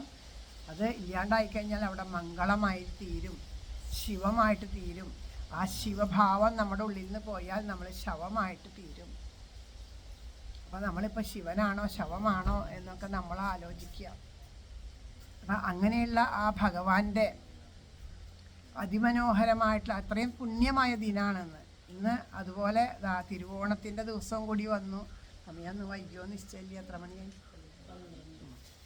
കുഴപ്പമില്ല, ഭഗവാൻ നമുക്കായിട്ട് അനുവദിച്ച് തന്നതാണ് ഇന്നത്തെ ഒരു ദിവസം. അതുപോലെയാണ് വന്നിരുന്നപ്പോഴേ തൊട്ട് ഇന്ന് മുല്ലൂരിൽ തേവരൂടി ഉണ്ട് നമ്മുടെ കൂടെ. അപ്പോൾ ഇന്നത്തെ ഒരു ദിവസം എന്ന് പറഞ്ഞാൽ അതുപോലെ തന്നെയാണ് തിരുവോണം എന്ന് പറയണത്. വാമന ജയന്തിയാണ് ഇന്ന്. വാമന ജയന്തി അല്ല, വാമന ജയന്തി തിരുവോണം എന്ന് വെച്ചാൽ ചിങ്ങമാസത്തിൽ തിരുവോണമാണ്. പക്ഷേ ആ ജന്മനാളാണെന്ന്, വാമനമൂർത്തിയുടെ ജന്മനാളാണ്. ഓരോ തവണയും തിരുവോണമൊട്ട് നമ്മളിവിടെ കഴിക്കണു, ഇവിടെ നാമം ജപിക്കണു.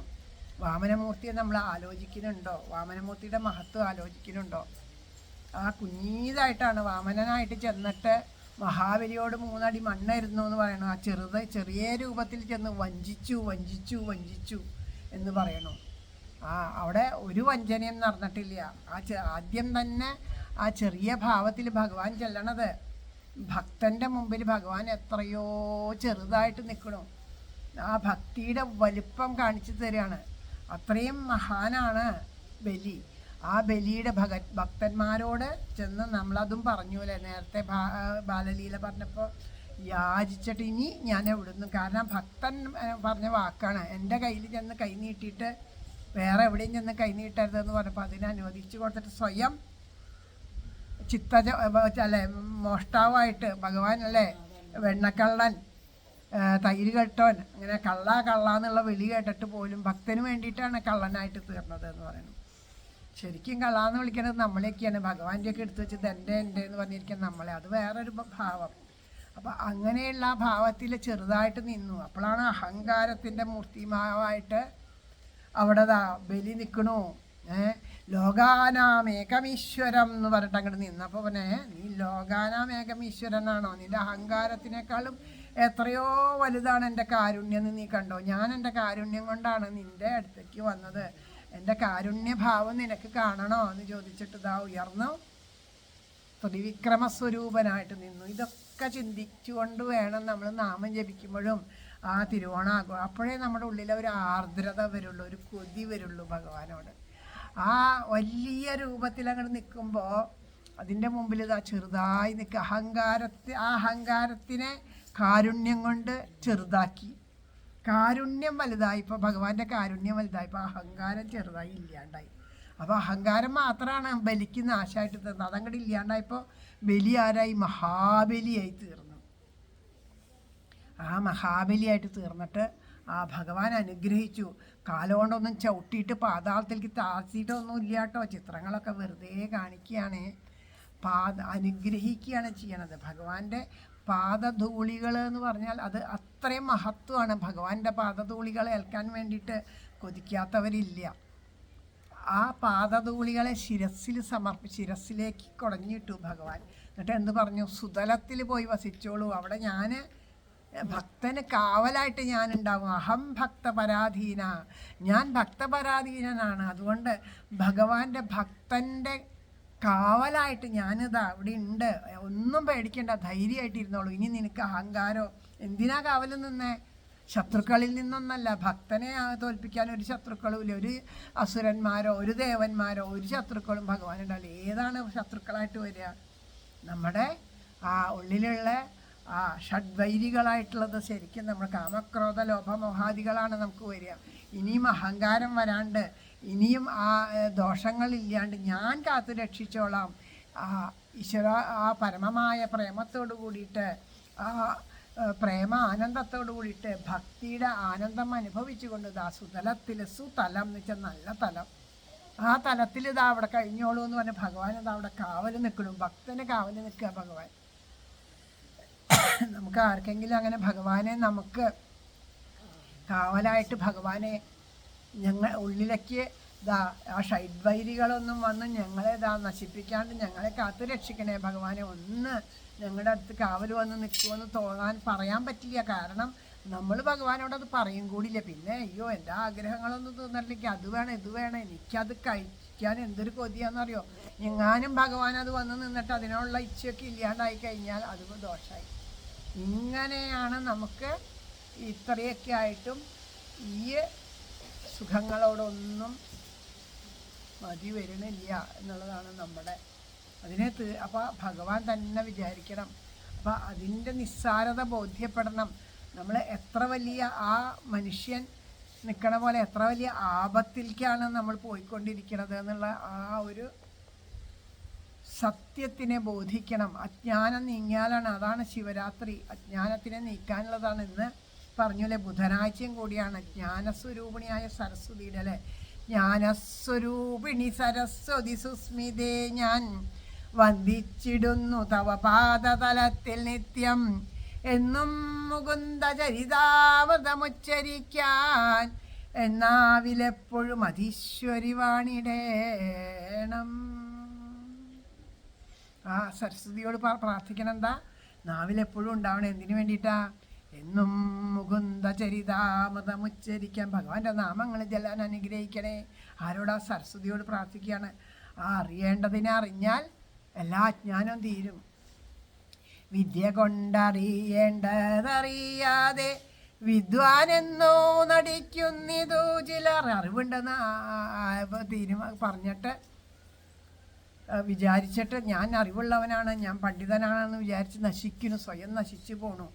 അറിയേണ്ടതിനെ അറിയണം. അറിയേണ്ടത് എന്താ? സർവപ്രപഞ്ചത്തിനും ആധാരഭൂതമായിട്ട് നിൽക്കുന്ന ആ പരമാത്മ ചൈതന്യമാണ്, ആ പരബ്രഹ്മമാണ്. അതിനെയാണ് അറിയേണ്ടത്. അതിനെ അറിയണമെങ്കിൽ പുസ്തകം പഠിച്ചത് കൊണ്ടോ അതൊന്നുമല്ല. നമ്മുടെ ഉള്ളിലുള്ള അറിയാനായിട്ട് ഒന്നുമില്ല. നമ്മളിൽ നിന്ന് അന്യമായിട്ട് നിൽക്കുന്നതല്ല ഈശ്വരൻ, നമ്മുടെ ഉള്ളിൽ ആത്മാവായിട്ട് ഇരിക്കുന്നതാണ്. അപ്പം നമ്മൾക്കും ഇവിടെ കണ്ടില്ലേ, ആ മുല്ലോർലി തേവർ പരിപൂർണ ചൈതന്യത്തിലാണ് നിൽക്കണേ. അതിനൊരു മറയായിട്ട് വന്നിട്ടുണ്ട്. ആ മറ നീക്കണം എന്ന് പറഞ്ഞിട്ട് ശുദ്ധികലശം നടത്തുന്നു അവിടെ. അതുപോലെ നമ്മുടെ ഉള്ളിലുള്ള മനോമാലിന്യങ്ങൾ നമുക്കും ഈശ്വരനും ഇടയിൽ വന്നേക്കുകയാണ്. ആ മനോമാലിന്യങ്ങൾ നീങ്ങിക്കഴിഞ്ഞാൽ നമുക്ക് നമ്മുടെ ഉള്ളിൽ ആത്മാവായിട്ടിരിക്കുന്ന ഭഗവാനെ സാക്ഷാത്കരിക്കാൻ സാധിക്കും. അതുതന്നെയാണ് ഗോപികമാർക്ക് സാധിച്ചത്. ഓരോരോ ഗോപികമാർക്കും കൃഷ്ണനുണ്ടായി എന്ന് പറഞ്ഞാൽ എന്താ? ഓരോ ഗോപികമാരും അവരവരുടെ ഉള്ളിലുള്ള ആത്മാവായിട്ടിരിക്കുന്ന ഭഗവാനെ, ആ ആത്മാനന്ദത്തിനെ അനുഭവിച്ചു. നമുക്ക് എല്ലാവർക്കും ഏതവസ്ഥയിൽ ഇരിക്കുകയാണെങ്കിലും ആത്മാനന്ദം അനുഭവിക്കാൻ പറ്റും. കഴിഞ്ഞ ദിവസം ഞാൻ പറയണ്ടായില്ലേ പ്രീതയുടെ കഥ. കഥയല്ല, പ്രീതയുടെ അനുഭവം. കാരണം കാലുവേദന എന്ന് പറഞ്ഞ് ഡോക്ടറെ കാണാൻ പോയതാണ്. അവിടെ ചെന്ന് നോക്കിയപ്പോഴാണ് പറഞ്ഞത് ഏറ്റവും അപകടമായ അവസ്ഥയിലാണ്. ഡോക്ടർ ചോദിച്ചത് എന്താ, നിങ്ങളെങ്ങനെ എണീറ്റ് നടക്കണം? എന്നോ കിടന്ന കിടപ്പിലാവേണ്ട അവസ്ഥയായി, നിങ്ങളിപ്പോഴും എണീറ്റ് നടക്കണ്ടോന്ന്. എനിക്കൊരു ബുദ്ധിമുട്ടുമില്ല, കയ്യിനും കാലിനും ഒന്നിനും ഒരു ബുദ്ധിമുട്ടില്ല എന്നാണ് പറയണത്. ആ കാലുവേദനയാണ് ആയിട്ടാണ് പോയത്. അപ്പോഴാണ് സ്പൈനൽ കോഡിൻ്റെ ഉള്ളിൽ ഇതിലൊരു ഗ്രോത്ത് ഉണ്ടെന്ന് പറഞ്ഞത്. അതിൻ്റെ ഓപ്പറേഷന് പോയപ്പോഴും എന്നോട് പറഞ്ഞു, അമ്മേ ഞാൻ വരും, ഞാനിവിടെ സപ്താഹത്തിന് മുല്ലോർലി തേവരുടെ മഹത്വം ഇവിടെയുള്ളവർക്ക് അറിയണില്ല, പക്ഷേ അവിടെ ഇരുന്നിട്ട് അവരറിയണു. ഞാൻ നമ്മുടെ തേവരുടെ മുമ്പിൽ വരും, സപ്താഹത്തിന് വരും, ഇവിടെ വരും എന്ന് എന്നോട് വാക്ക് പറഞ്ഞു. ഓപ്പറേഷൻ ആ ഓപ്പറേഷൻ കഴിഞ്ഞാൽ എന്താ സംഭവിക്കുക എന്ന് പറയാൻ പറ്റില്ല. ഓപ്പറേഷൻ വിജയിക്കുമോ എന്നുള്ളതൊന്ന്. ഓപ്പറേഷൻ വിജയിച്ചാൽ തന്നെ എന്തെല്ലാം ദോഷങ്ങൾ ഉണ്ടാവും എന്ന് പറയാൻ പറ്റില്ല. ഏതെല്ലാം ഇന്ദ്രിയങ്ങൾ ശരീരത്തിലെ ഏതെങ്കിലും ഭാഗങ്ങൾക്ക് ബാധിക്കുമോ എന്ന് പറയാൻ പറ്റില്ല എന്ന് പറഞ്ഞപ്പോഴും ധൈര്യത്തോടു കൂടിയിട്ട് എനിക്കൊന്നും ഉണ്ടാവില്ല. ഞാൻ ഭഗവാനുണ്ട് എൻ്റെ കൂടെ, എന്നെ ചെയ്യുന്ന എല്ലാം ഇതൊക്കെ ഭഗവാന്റെ ഇച്ഛയാണ്. ഇന്നത്തെ ദിവസം തന്നെ, കാരണം കഴിഞ്ഞ തിങ്കളാഴ്ചയായിരുന്നു, ഇന്നത്തെ ദിവസം തന്നെ എനിക്ക് ഓപ്പറേഷൻ വന്നത് സന്തോഷമായി അമ്മേ. അപ്പം ഞാനിന്ന് നിർജ്ജല ഏകാദശി എടുക്കാമല്ലോ എനിക്കെന്ന് ആലോചിച്ച് നോക്കൂ. ഒരു മരണത്തിനെ മുന്നിൽ കാണണ പോലെ കിടക്കുമ്പോഴാണ് ഇത് പറയണത്. ചിരിച്ച് സന്തോഷിച്ച് എൻ്റെ അടുത്ത് പറഞ്ഞ് വീഡിയോ കോളൊക്കെ ചെയ്തിട്ടാണ് പോയത്. 2-3 ദിവസം ICUവിൽ കിടക്കേണ്ടി വരും, അത് കഴിഞ്ഞാൽ പോസ്റ്റ് ICUവിലേക്ക് മാറ്റും, എന്നിട്ട് റൂമിലേക്ക് മാറ്റുള്ളൂ എന്നൊക്കെ പറഞ്ഞ ആള് ഇന്നലെ റൂമിലേക്ക് മാറി. ഇന്നലെ എന്നെ ആദ്യം വീഡിയോ കോൾ വിളിച്ചിട്ട് ഞാൻ വരാട്ടോ അമ്മേ മുല്ലോർലി തേവരുടെ അടുത്തൊക്കെ എന്നാ പറഞ്ഞത്. അപ്പോൾ അതെന്തുകൊണ്ട് അറിഞ്ഞേ? നാമജപത്തിൻ്റെ മഹത്വമാണ്. നാമം ജപിച്ച് ഉള്ളിൽ തന്നെ നമുക്ക് വേണ്ടി നമ്മുടെ ഉള്ളിൽ ആത്മാവായിട്ടിരിക്കുന്ന ആ ഭഗവാനെ സാക്ഷാത്കരിച്ചപ്പോൾ ആ ശരീരത്തിന് വന്നു ചേരുന്ന എല്ലാത്തിനെയും ആ ഈശ്വരൻ്റെ ആ കാരുണ്യം ഇല്ലാണ്ടാക്കി തീർത്ത് എല്ലാ കർമ്മപ്രാരാബ്ധങ്ങളെയും നീക്കി. ഇത് ഇപ്പം അനുഭവിച്ചതാണ് എല്ലാവരും. അപ്പം ഇതൊക്കെ നമുക്ക് വെറുതെ വാക്കുകളെ കൊണ്ട് പറയണതല്ല, അതിശയോക്തി പറയണതല്ല. നമുക്കങ്ങനെ തോന്നുന്നുണ്ടെങ്കിൽ അഹോ കഷ്ടം എന്നേ പറയാൻ പറ്റുള്ളൂ. അങ്ങനെയുള്ള ആ ഭഗവാന്റെ പരമമായ കാരുണ്യത്തെ എല്ലാവർക്കും അറിയാനും അനുഭവിക്കാനും എല്ലാ വ്യാഴാഴ്ചയും ഇവിടെ നാമജപം നടക്കേണ്ട 8:30 തൊട്ട് 9:30 വരെ. ആ നാമജപത്തിൽ വന്ന് പങ്കെടുക്കാനും അതുപോലെ തിരുവോണമുട്ടിന് വരുന്ന ദിവസങ്ങളിലൊക്കെ കുറച്ച് സമയം നേരത്തെ വന്നിട്ട് ഇവിടെ ഉണ്ടായ അനുഭവങ്ങളൊക്കെ ഞങ്ങളിവിടെ പറഞ്ഞില്ലേ, നിങ്ങൾക്കൊന്നും അത് അനുഭവിക്കാൻ പറ്റിയില്ലല്ലോ ഇപ്പോൾ വന്നവർക്കൊന്നും. അതൊക്കെ അനുഭവിക്കണമെങ്കിൽ നേരത്തെ വരണം. നേരത്തെ വന്നിട്ടുണ്ടെങ്കിൽ നമുക്കത് ആ കണ്ണ് നിറഞ്ഞ ആനന്ദത്തോട് കൂടിയിട്ട് ആ ഭഗവാനെ അനുഭവിക്കാനായിട്ട് സാധിക്കും. അത് നമുക്കിപ്പോൾ തോന്നുകയാണ് വെറുതെയാണ്, ഇതൊക്കെ വെറുതെ പറയണമെന്ന് തോന്നും. പക്ഷേ അത് അനുഭവിച്ചവരോട് ചോദിക്കും അത് വെറുതെ ആണോ എന്ന്. അനുഭവിക്കാൻ സാധിക്കട്ടെ എന്ന് പ്രാർത്ഥിക്കണം. എല്ലാവരുടെ ഉള്ളിലും എല്ലാ നന്മകളും ഉണ്ടാവട്ടെ, എല്ലാവരുടെയും മനോമാലിന്യങ്ങൾ നീങ്ങട്ടെ എന്നുള്ള നമുക്ക് മാത്രമായിട്ടല്ല, നമ്മുടെ നാടിൻ്റെ സർവ്വ ഐശ്വര്യത്തിനും വേണ്ടിയിട്ടാണ് ഇവിടെ ഈ നാമജപം നടക്കുന്നത്. ഓരോ ദിവസം ഇവിടെ നാമജപം നടക്കുന്നത് നാടിൻ്റെ സർവ്വ ഐശ്വര്യത്തിനും വേണ്ടിയിട്ടാണ്. ഓരോ ഗൃഹത്തിനും ശാന്തിയും സമാധാനവും ഉണ്ടാവാൻ വേണ്ടിയിട്ടാണ് ഇവിടെ നാമം ജപിക്കുന്നത്. അല്ലാണ്ട് നിങ്ങളെയൊക്കെ ഇവിടെ കൊണ്ടുവന്ന് നാമം ജപിപ്പിച്ചിട്ട് അവനോൻ നാമം ജപിച്ചാൽ അവനോന്, നമ്മൾ വിശക്കുമ്പോൾ ഊണ് കഴിച്ചാൽ നമ്മുടെ വിശപ്പ് മാറും. വേറൊരാൾ ഞാൻ ഊണ് കഴിച്ചുകൊണ്ട് നിങ്ങളുടെ വിശപ്പ് മാറില്ല. അപ്പം നിങ്ങൾക്ക് വിശപ്പ് മാറണമെങ്കിൽ നിങ്ങളുടെ കുടുംബത്തിൽ ശാന്തി സമാധാനം ഉണ്ടാവണം, നിങ്ങളുടെ കുടുംബത്തിൽ ഭദ്രത ഉണ്ടാവണം, നിങ്ങളുടെ കുട്ടികൾ വഴി പിഴച്ച് പോകാണ്ടിരിക്കണം, നിങ്ങളുടെ കുട്ടികൾ മദ്യത്തിനും മയക്കുമരുന്നിനൊന്നും അടിമപ്പെടാണ്ടിരിക്കണം എന്നൊക്കെ ഉണ്ടെങ്കിൽ നിങ്ങൾ തന്നെ വന്ന് നാമം ജപിക്കണം. ഏത് തന്നെ പ്രതിസന്ധി വന്നാലും തളരാണ്ട് ഇതുപോലെ മുന്നിൽ നിന്നിട്ട് തളരാണ്ട് നിൽക്കാനായിട്ട് സാധിക്കണമെങ്കിൽ നാമം ജപിക്കണം, അല്ലാണ്ട് പറ്റില്ല. അപ്പോൾ എല്ലാവർക്കും അതിന് സാധിക്കട്ടെ. എല്ലാവരുടെ മനസ്സിലും പരസ്പരം സ്നേഹത്തോട് കൂടിയിട്ട്, നമ്മുടെ ഉള്ളിൽ ഇല്ലാത്തൊരു കാര്യമാണ്. കാണുമ്പോഴൊക്കെ സ്നേഹം ഉണ്ടാവും, അഭിനയിക്കും, പറയും, പക്ഷെ അങ്ങോട്ട് നീങ്ങിയാൽ ആ സ്നേഹം ഉണ്ടാവില്ല.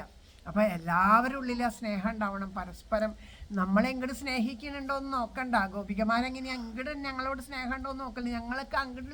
ഞങ്ങൾക്ക് അങ്ങോട്ട് സ്നേഹമുണ്ട്, ഞങ്ങൾ അങ്ങോട്ട് സ്നേഹിച്ചാൽ മതി. അതുപോലെ ഗുരുവായൂരപ്പൻ ഇങ്ങോട്ട് അനുഗ്രഹം തരണ്ടോ, മുല്ലോറിലത്തെ അവർ ഇങ്ങോട്ട് അനുഗ്രഹം തരണ്ടോ എന്ന് നോക്കണ്ട. ദേവന് സന്തോഷിച്ചാൽ മതി. അങ്ങനെ പറയും, കൃഷ്ണൻ സന്തോഷിക്കണം, അതേ ഞങ്ങൾക്കുള്ളൂ. കൃഷ്ണനിൽ നിന്നും ഞങ്ങൾക്ക് ഒന്നും വേണ്ട എന്നാണ് ഗോപികമാർ പറയുന്നത്. ആ ഒരു മനോഭാവം ഉണ്ടായിത്തീരണം. അതിന് ആ ഒരിഷ്ടം വേണം, അല്ലേ? നമ്മുടെ കുട്ടികൾ എത്രയോ അമ്മമാർക്ക് അനുഭവമുള്ളത്, അവർ പല വിധത്തിൽ ഓരോ ദുർവാസനകൾക്കൊക്കെ അടിമപ്പെട്ട് വീട്ടിലൊക്കെ വന്ന് വഴക്കും വക്കാണോ അടിപിടിയൊക്കെ ഉണ്ടായി എന്ന് വിചാരിച്ചാൽ നാളെ ആ മോന് തലവേദന എന്ന് പറയുമ്പോൾ അമ്മയുടെ ഹൃദയം വിഷമിക്കുക. അയ്യോ അവന് വിഷമം വയ്യായി ഒന്നും ഇല്ലാണ്ടിരിക്കട്ടെ, അല്ലേ? അതെന്തുകൊണ്ടാണ്? അവിടെ ആ സ്നേഹം ഉള്ളത് കൊണ്ടാണ്. അതേ സ്നേഹം ഈ ഭഗവാനോടൊന്നും കാണിച്ചു നോക്കൂ. ഭഗവാനോട് കാണിച്ചാൽ വില്യമംഗലം സ്വാമിയാരെന്ന് പറഞ്ഞ മഹാത്മാവ് ഉണ്ടായത് അങ്ങനെയാണ്.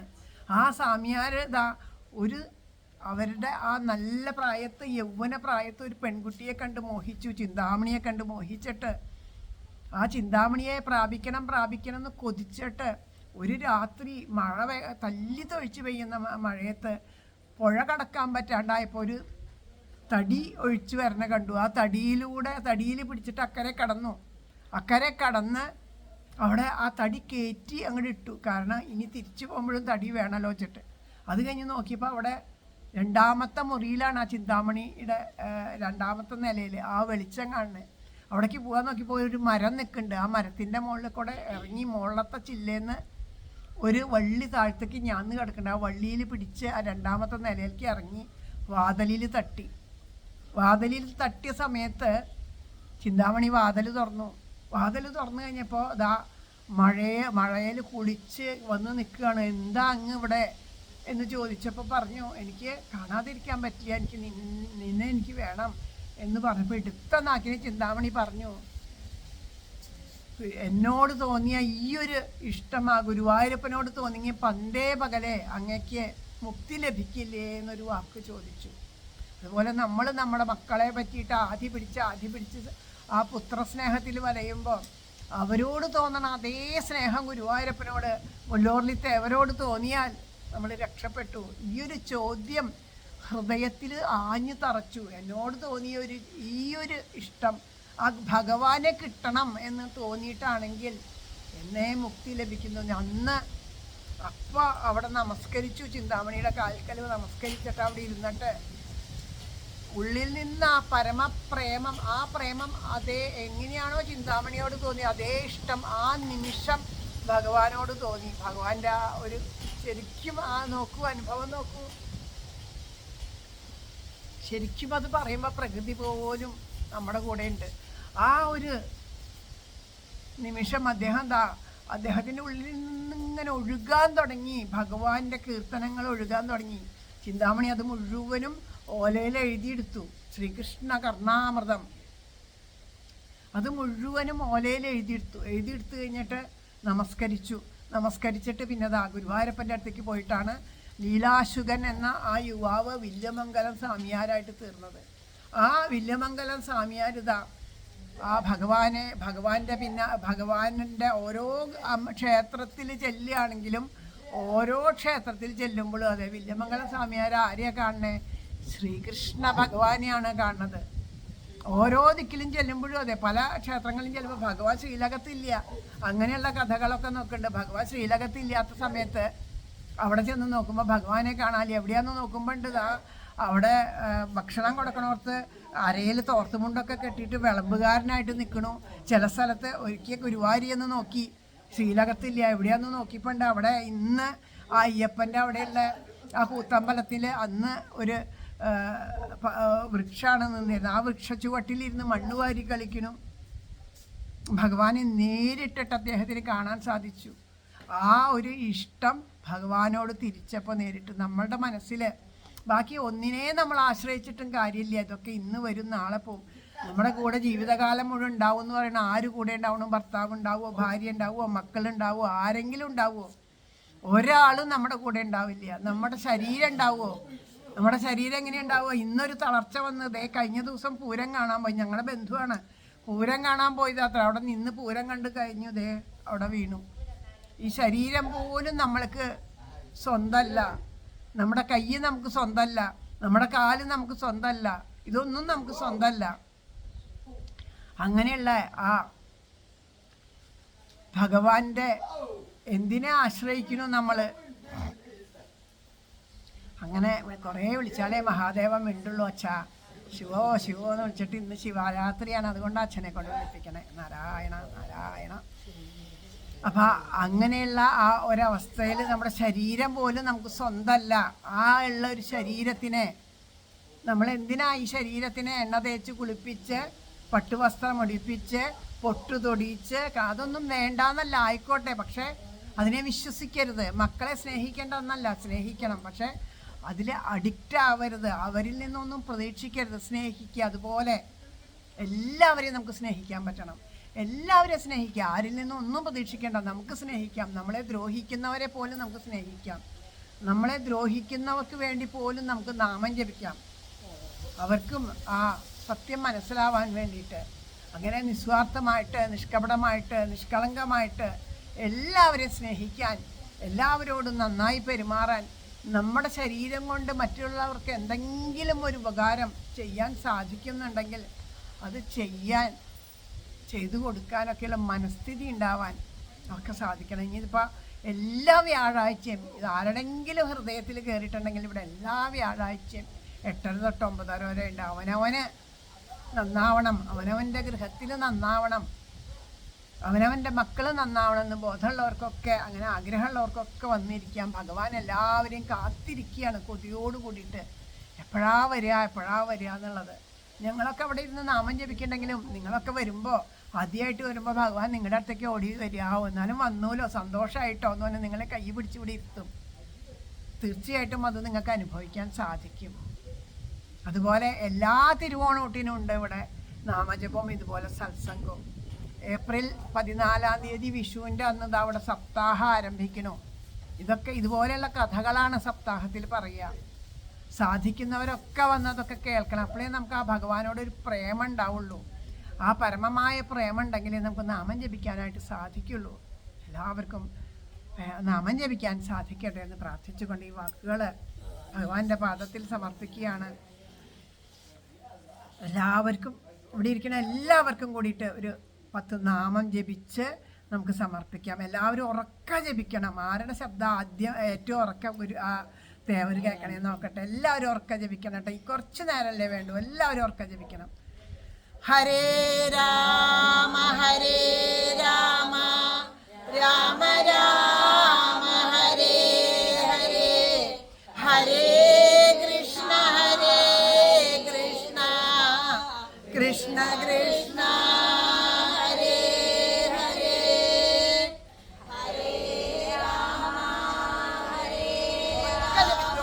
ജപിക്കൂ.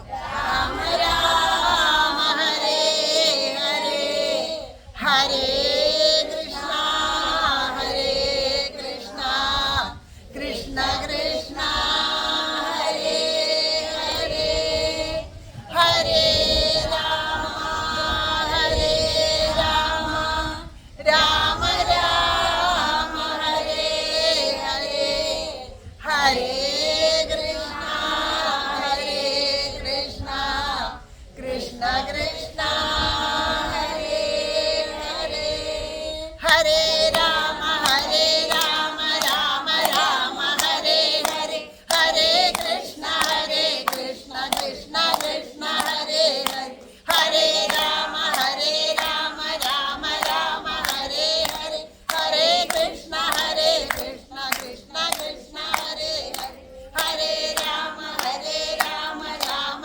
രാമ ഹരേ ഹരേ ഹരേ കൃഷ്ണ കൃഷ്ണ കൃഷ്ണ ഹരേ ഹരേ രാമ രാമ രാമ ഹരേ ഹരേ ഹരേ കൃഷ്ണ കൃഷ്ണ കൃഷ്ണ ഹരേ ഹരേ ഹരേ രാമ രാമ രാമ ഹരേ ഹരേ ഹരേ കൃഷ്ണ കൃഷ്ണ കൃഷ്ണ ഹരേ ഹരേ ഹരേ രാമ രാമ രാമ ഹരേ ഹരേ ഹരേ കൃഷ്ണ കൃഷ്ണ കൃഷ്ണ ഹരേ ഹരേ രാമ രാമ ഹരേ ഹരേ ഹരേ കൃഷ്ണ കൃഷ്ണ കൃഷ്ണ ഹരേ ഹരേ.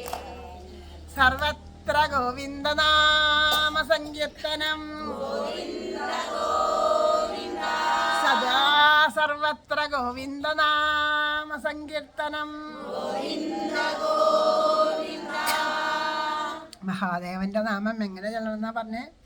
നമ ശിവായ ച നമ ശിവായ നമ ശിവായ ച നമ ശിവായ നമ ശിവായ ച നമ ശിവായ നമ ശിവായ ച നമ ശിവായ നമ ശിവായ ച നമ ശിവായ നമ ശിവായ ച നമ ശിവായ. ഹര നമ പാർവതീപതയേ. ഒരുപാട് സന്തോഷമായി ഇരിക്കണ എല്ലാവരുടെയും പാദത്തിൽ നമസ്കരിക്കണം മനസ്സുകൊണ്ട്. ഒരുപാട് സന്തോഷമായി. നിങ്ങളൊക്കെ നാമം ജപിച്ച എല്ലാ നന്മകളും നിങ്ങൾക്ക് ഉണ്ടാവട്ടെ എന്ന് ഞാൻ ആത്മാർത്ഥമായിട്ട് പ്രാർത്ഥിക്കുന്നു. ഒരു നാമമെങ്കിലും ഭഗവാന്റെ നാമം ഇവിടെ നിന്ന് ജപിക്കാൻ സാധിച്ചത് പുണ്യാണ്, ഭഗവാന്റെ കാരുണ്യാണ്. ഒരുപാട് സന്തോഷം. നമുക്ക് ഈ നാമജപം ഭഗവാന്റെ പാദത്തിൽ സമർപ്പിക്കാം. ആ രാധാറാണിയുടെ പാദത്തിൽ പ്രേമഭക്തി ഉണ്ടാവണം, പരമപ്രേമം ഉണ്ടാവണേ എന്ന് പ്രാർത്ഥിക്കാം. ഇത് ഇപ്പം കഴിയൂട്ടോ, എന്നിട്ട് പോവാട്ടോ അമ്മേ. 2 മിനിറ്റ് ഇപ്പം കഴിയും, അത് കഴിഞ്ഞിട്ട് പോവാം. എണീറ്റ് നിന്നോളൂ എല്ലാവരും, എന്നാലും കുഴപ്പമില്ല.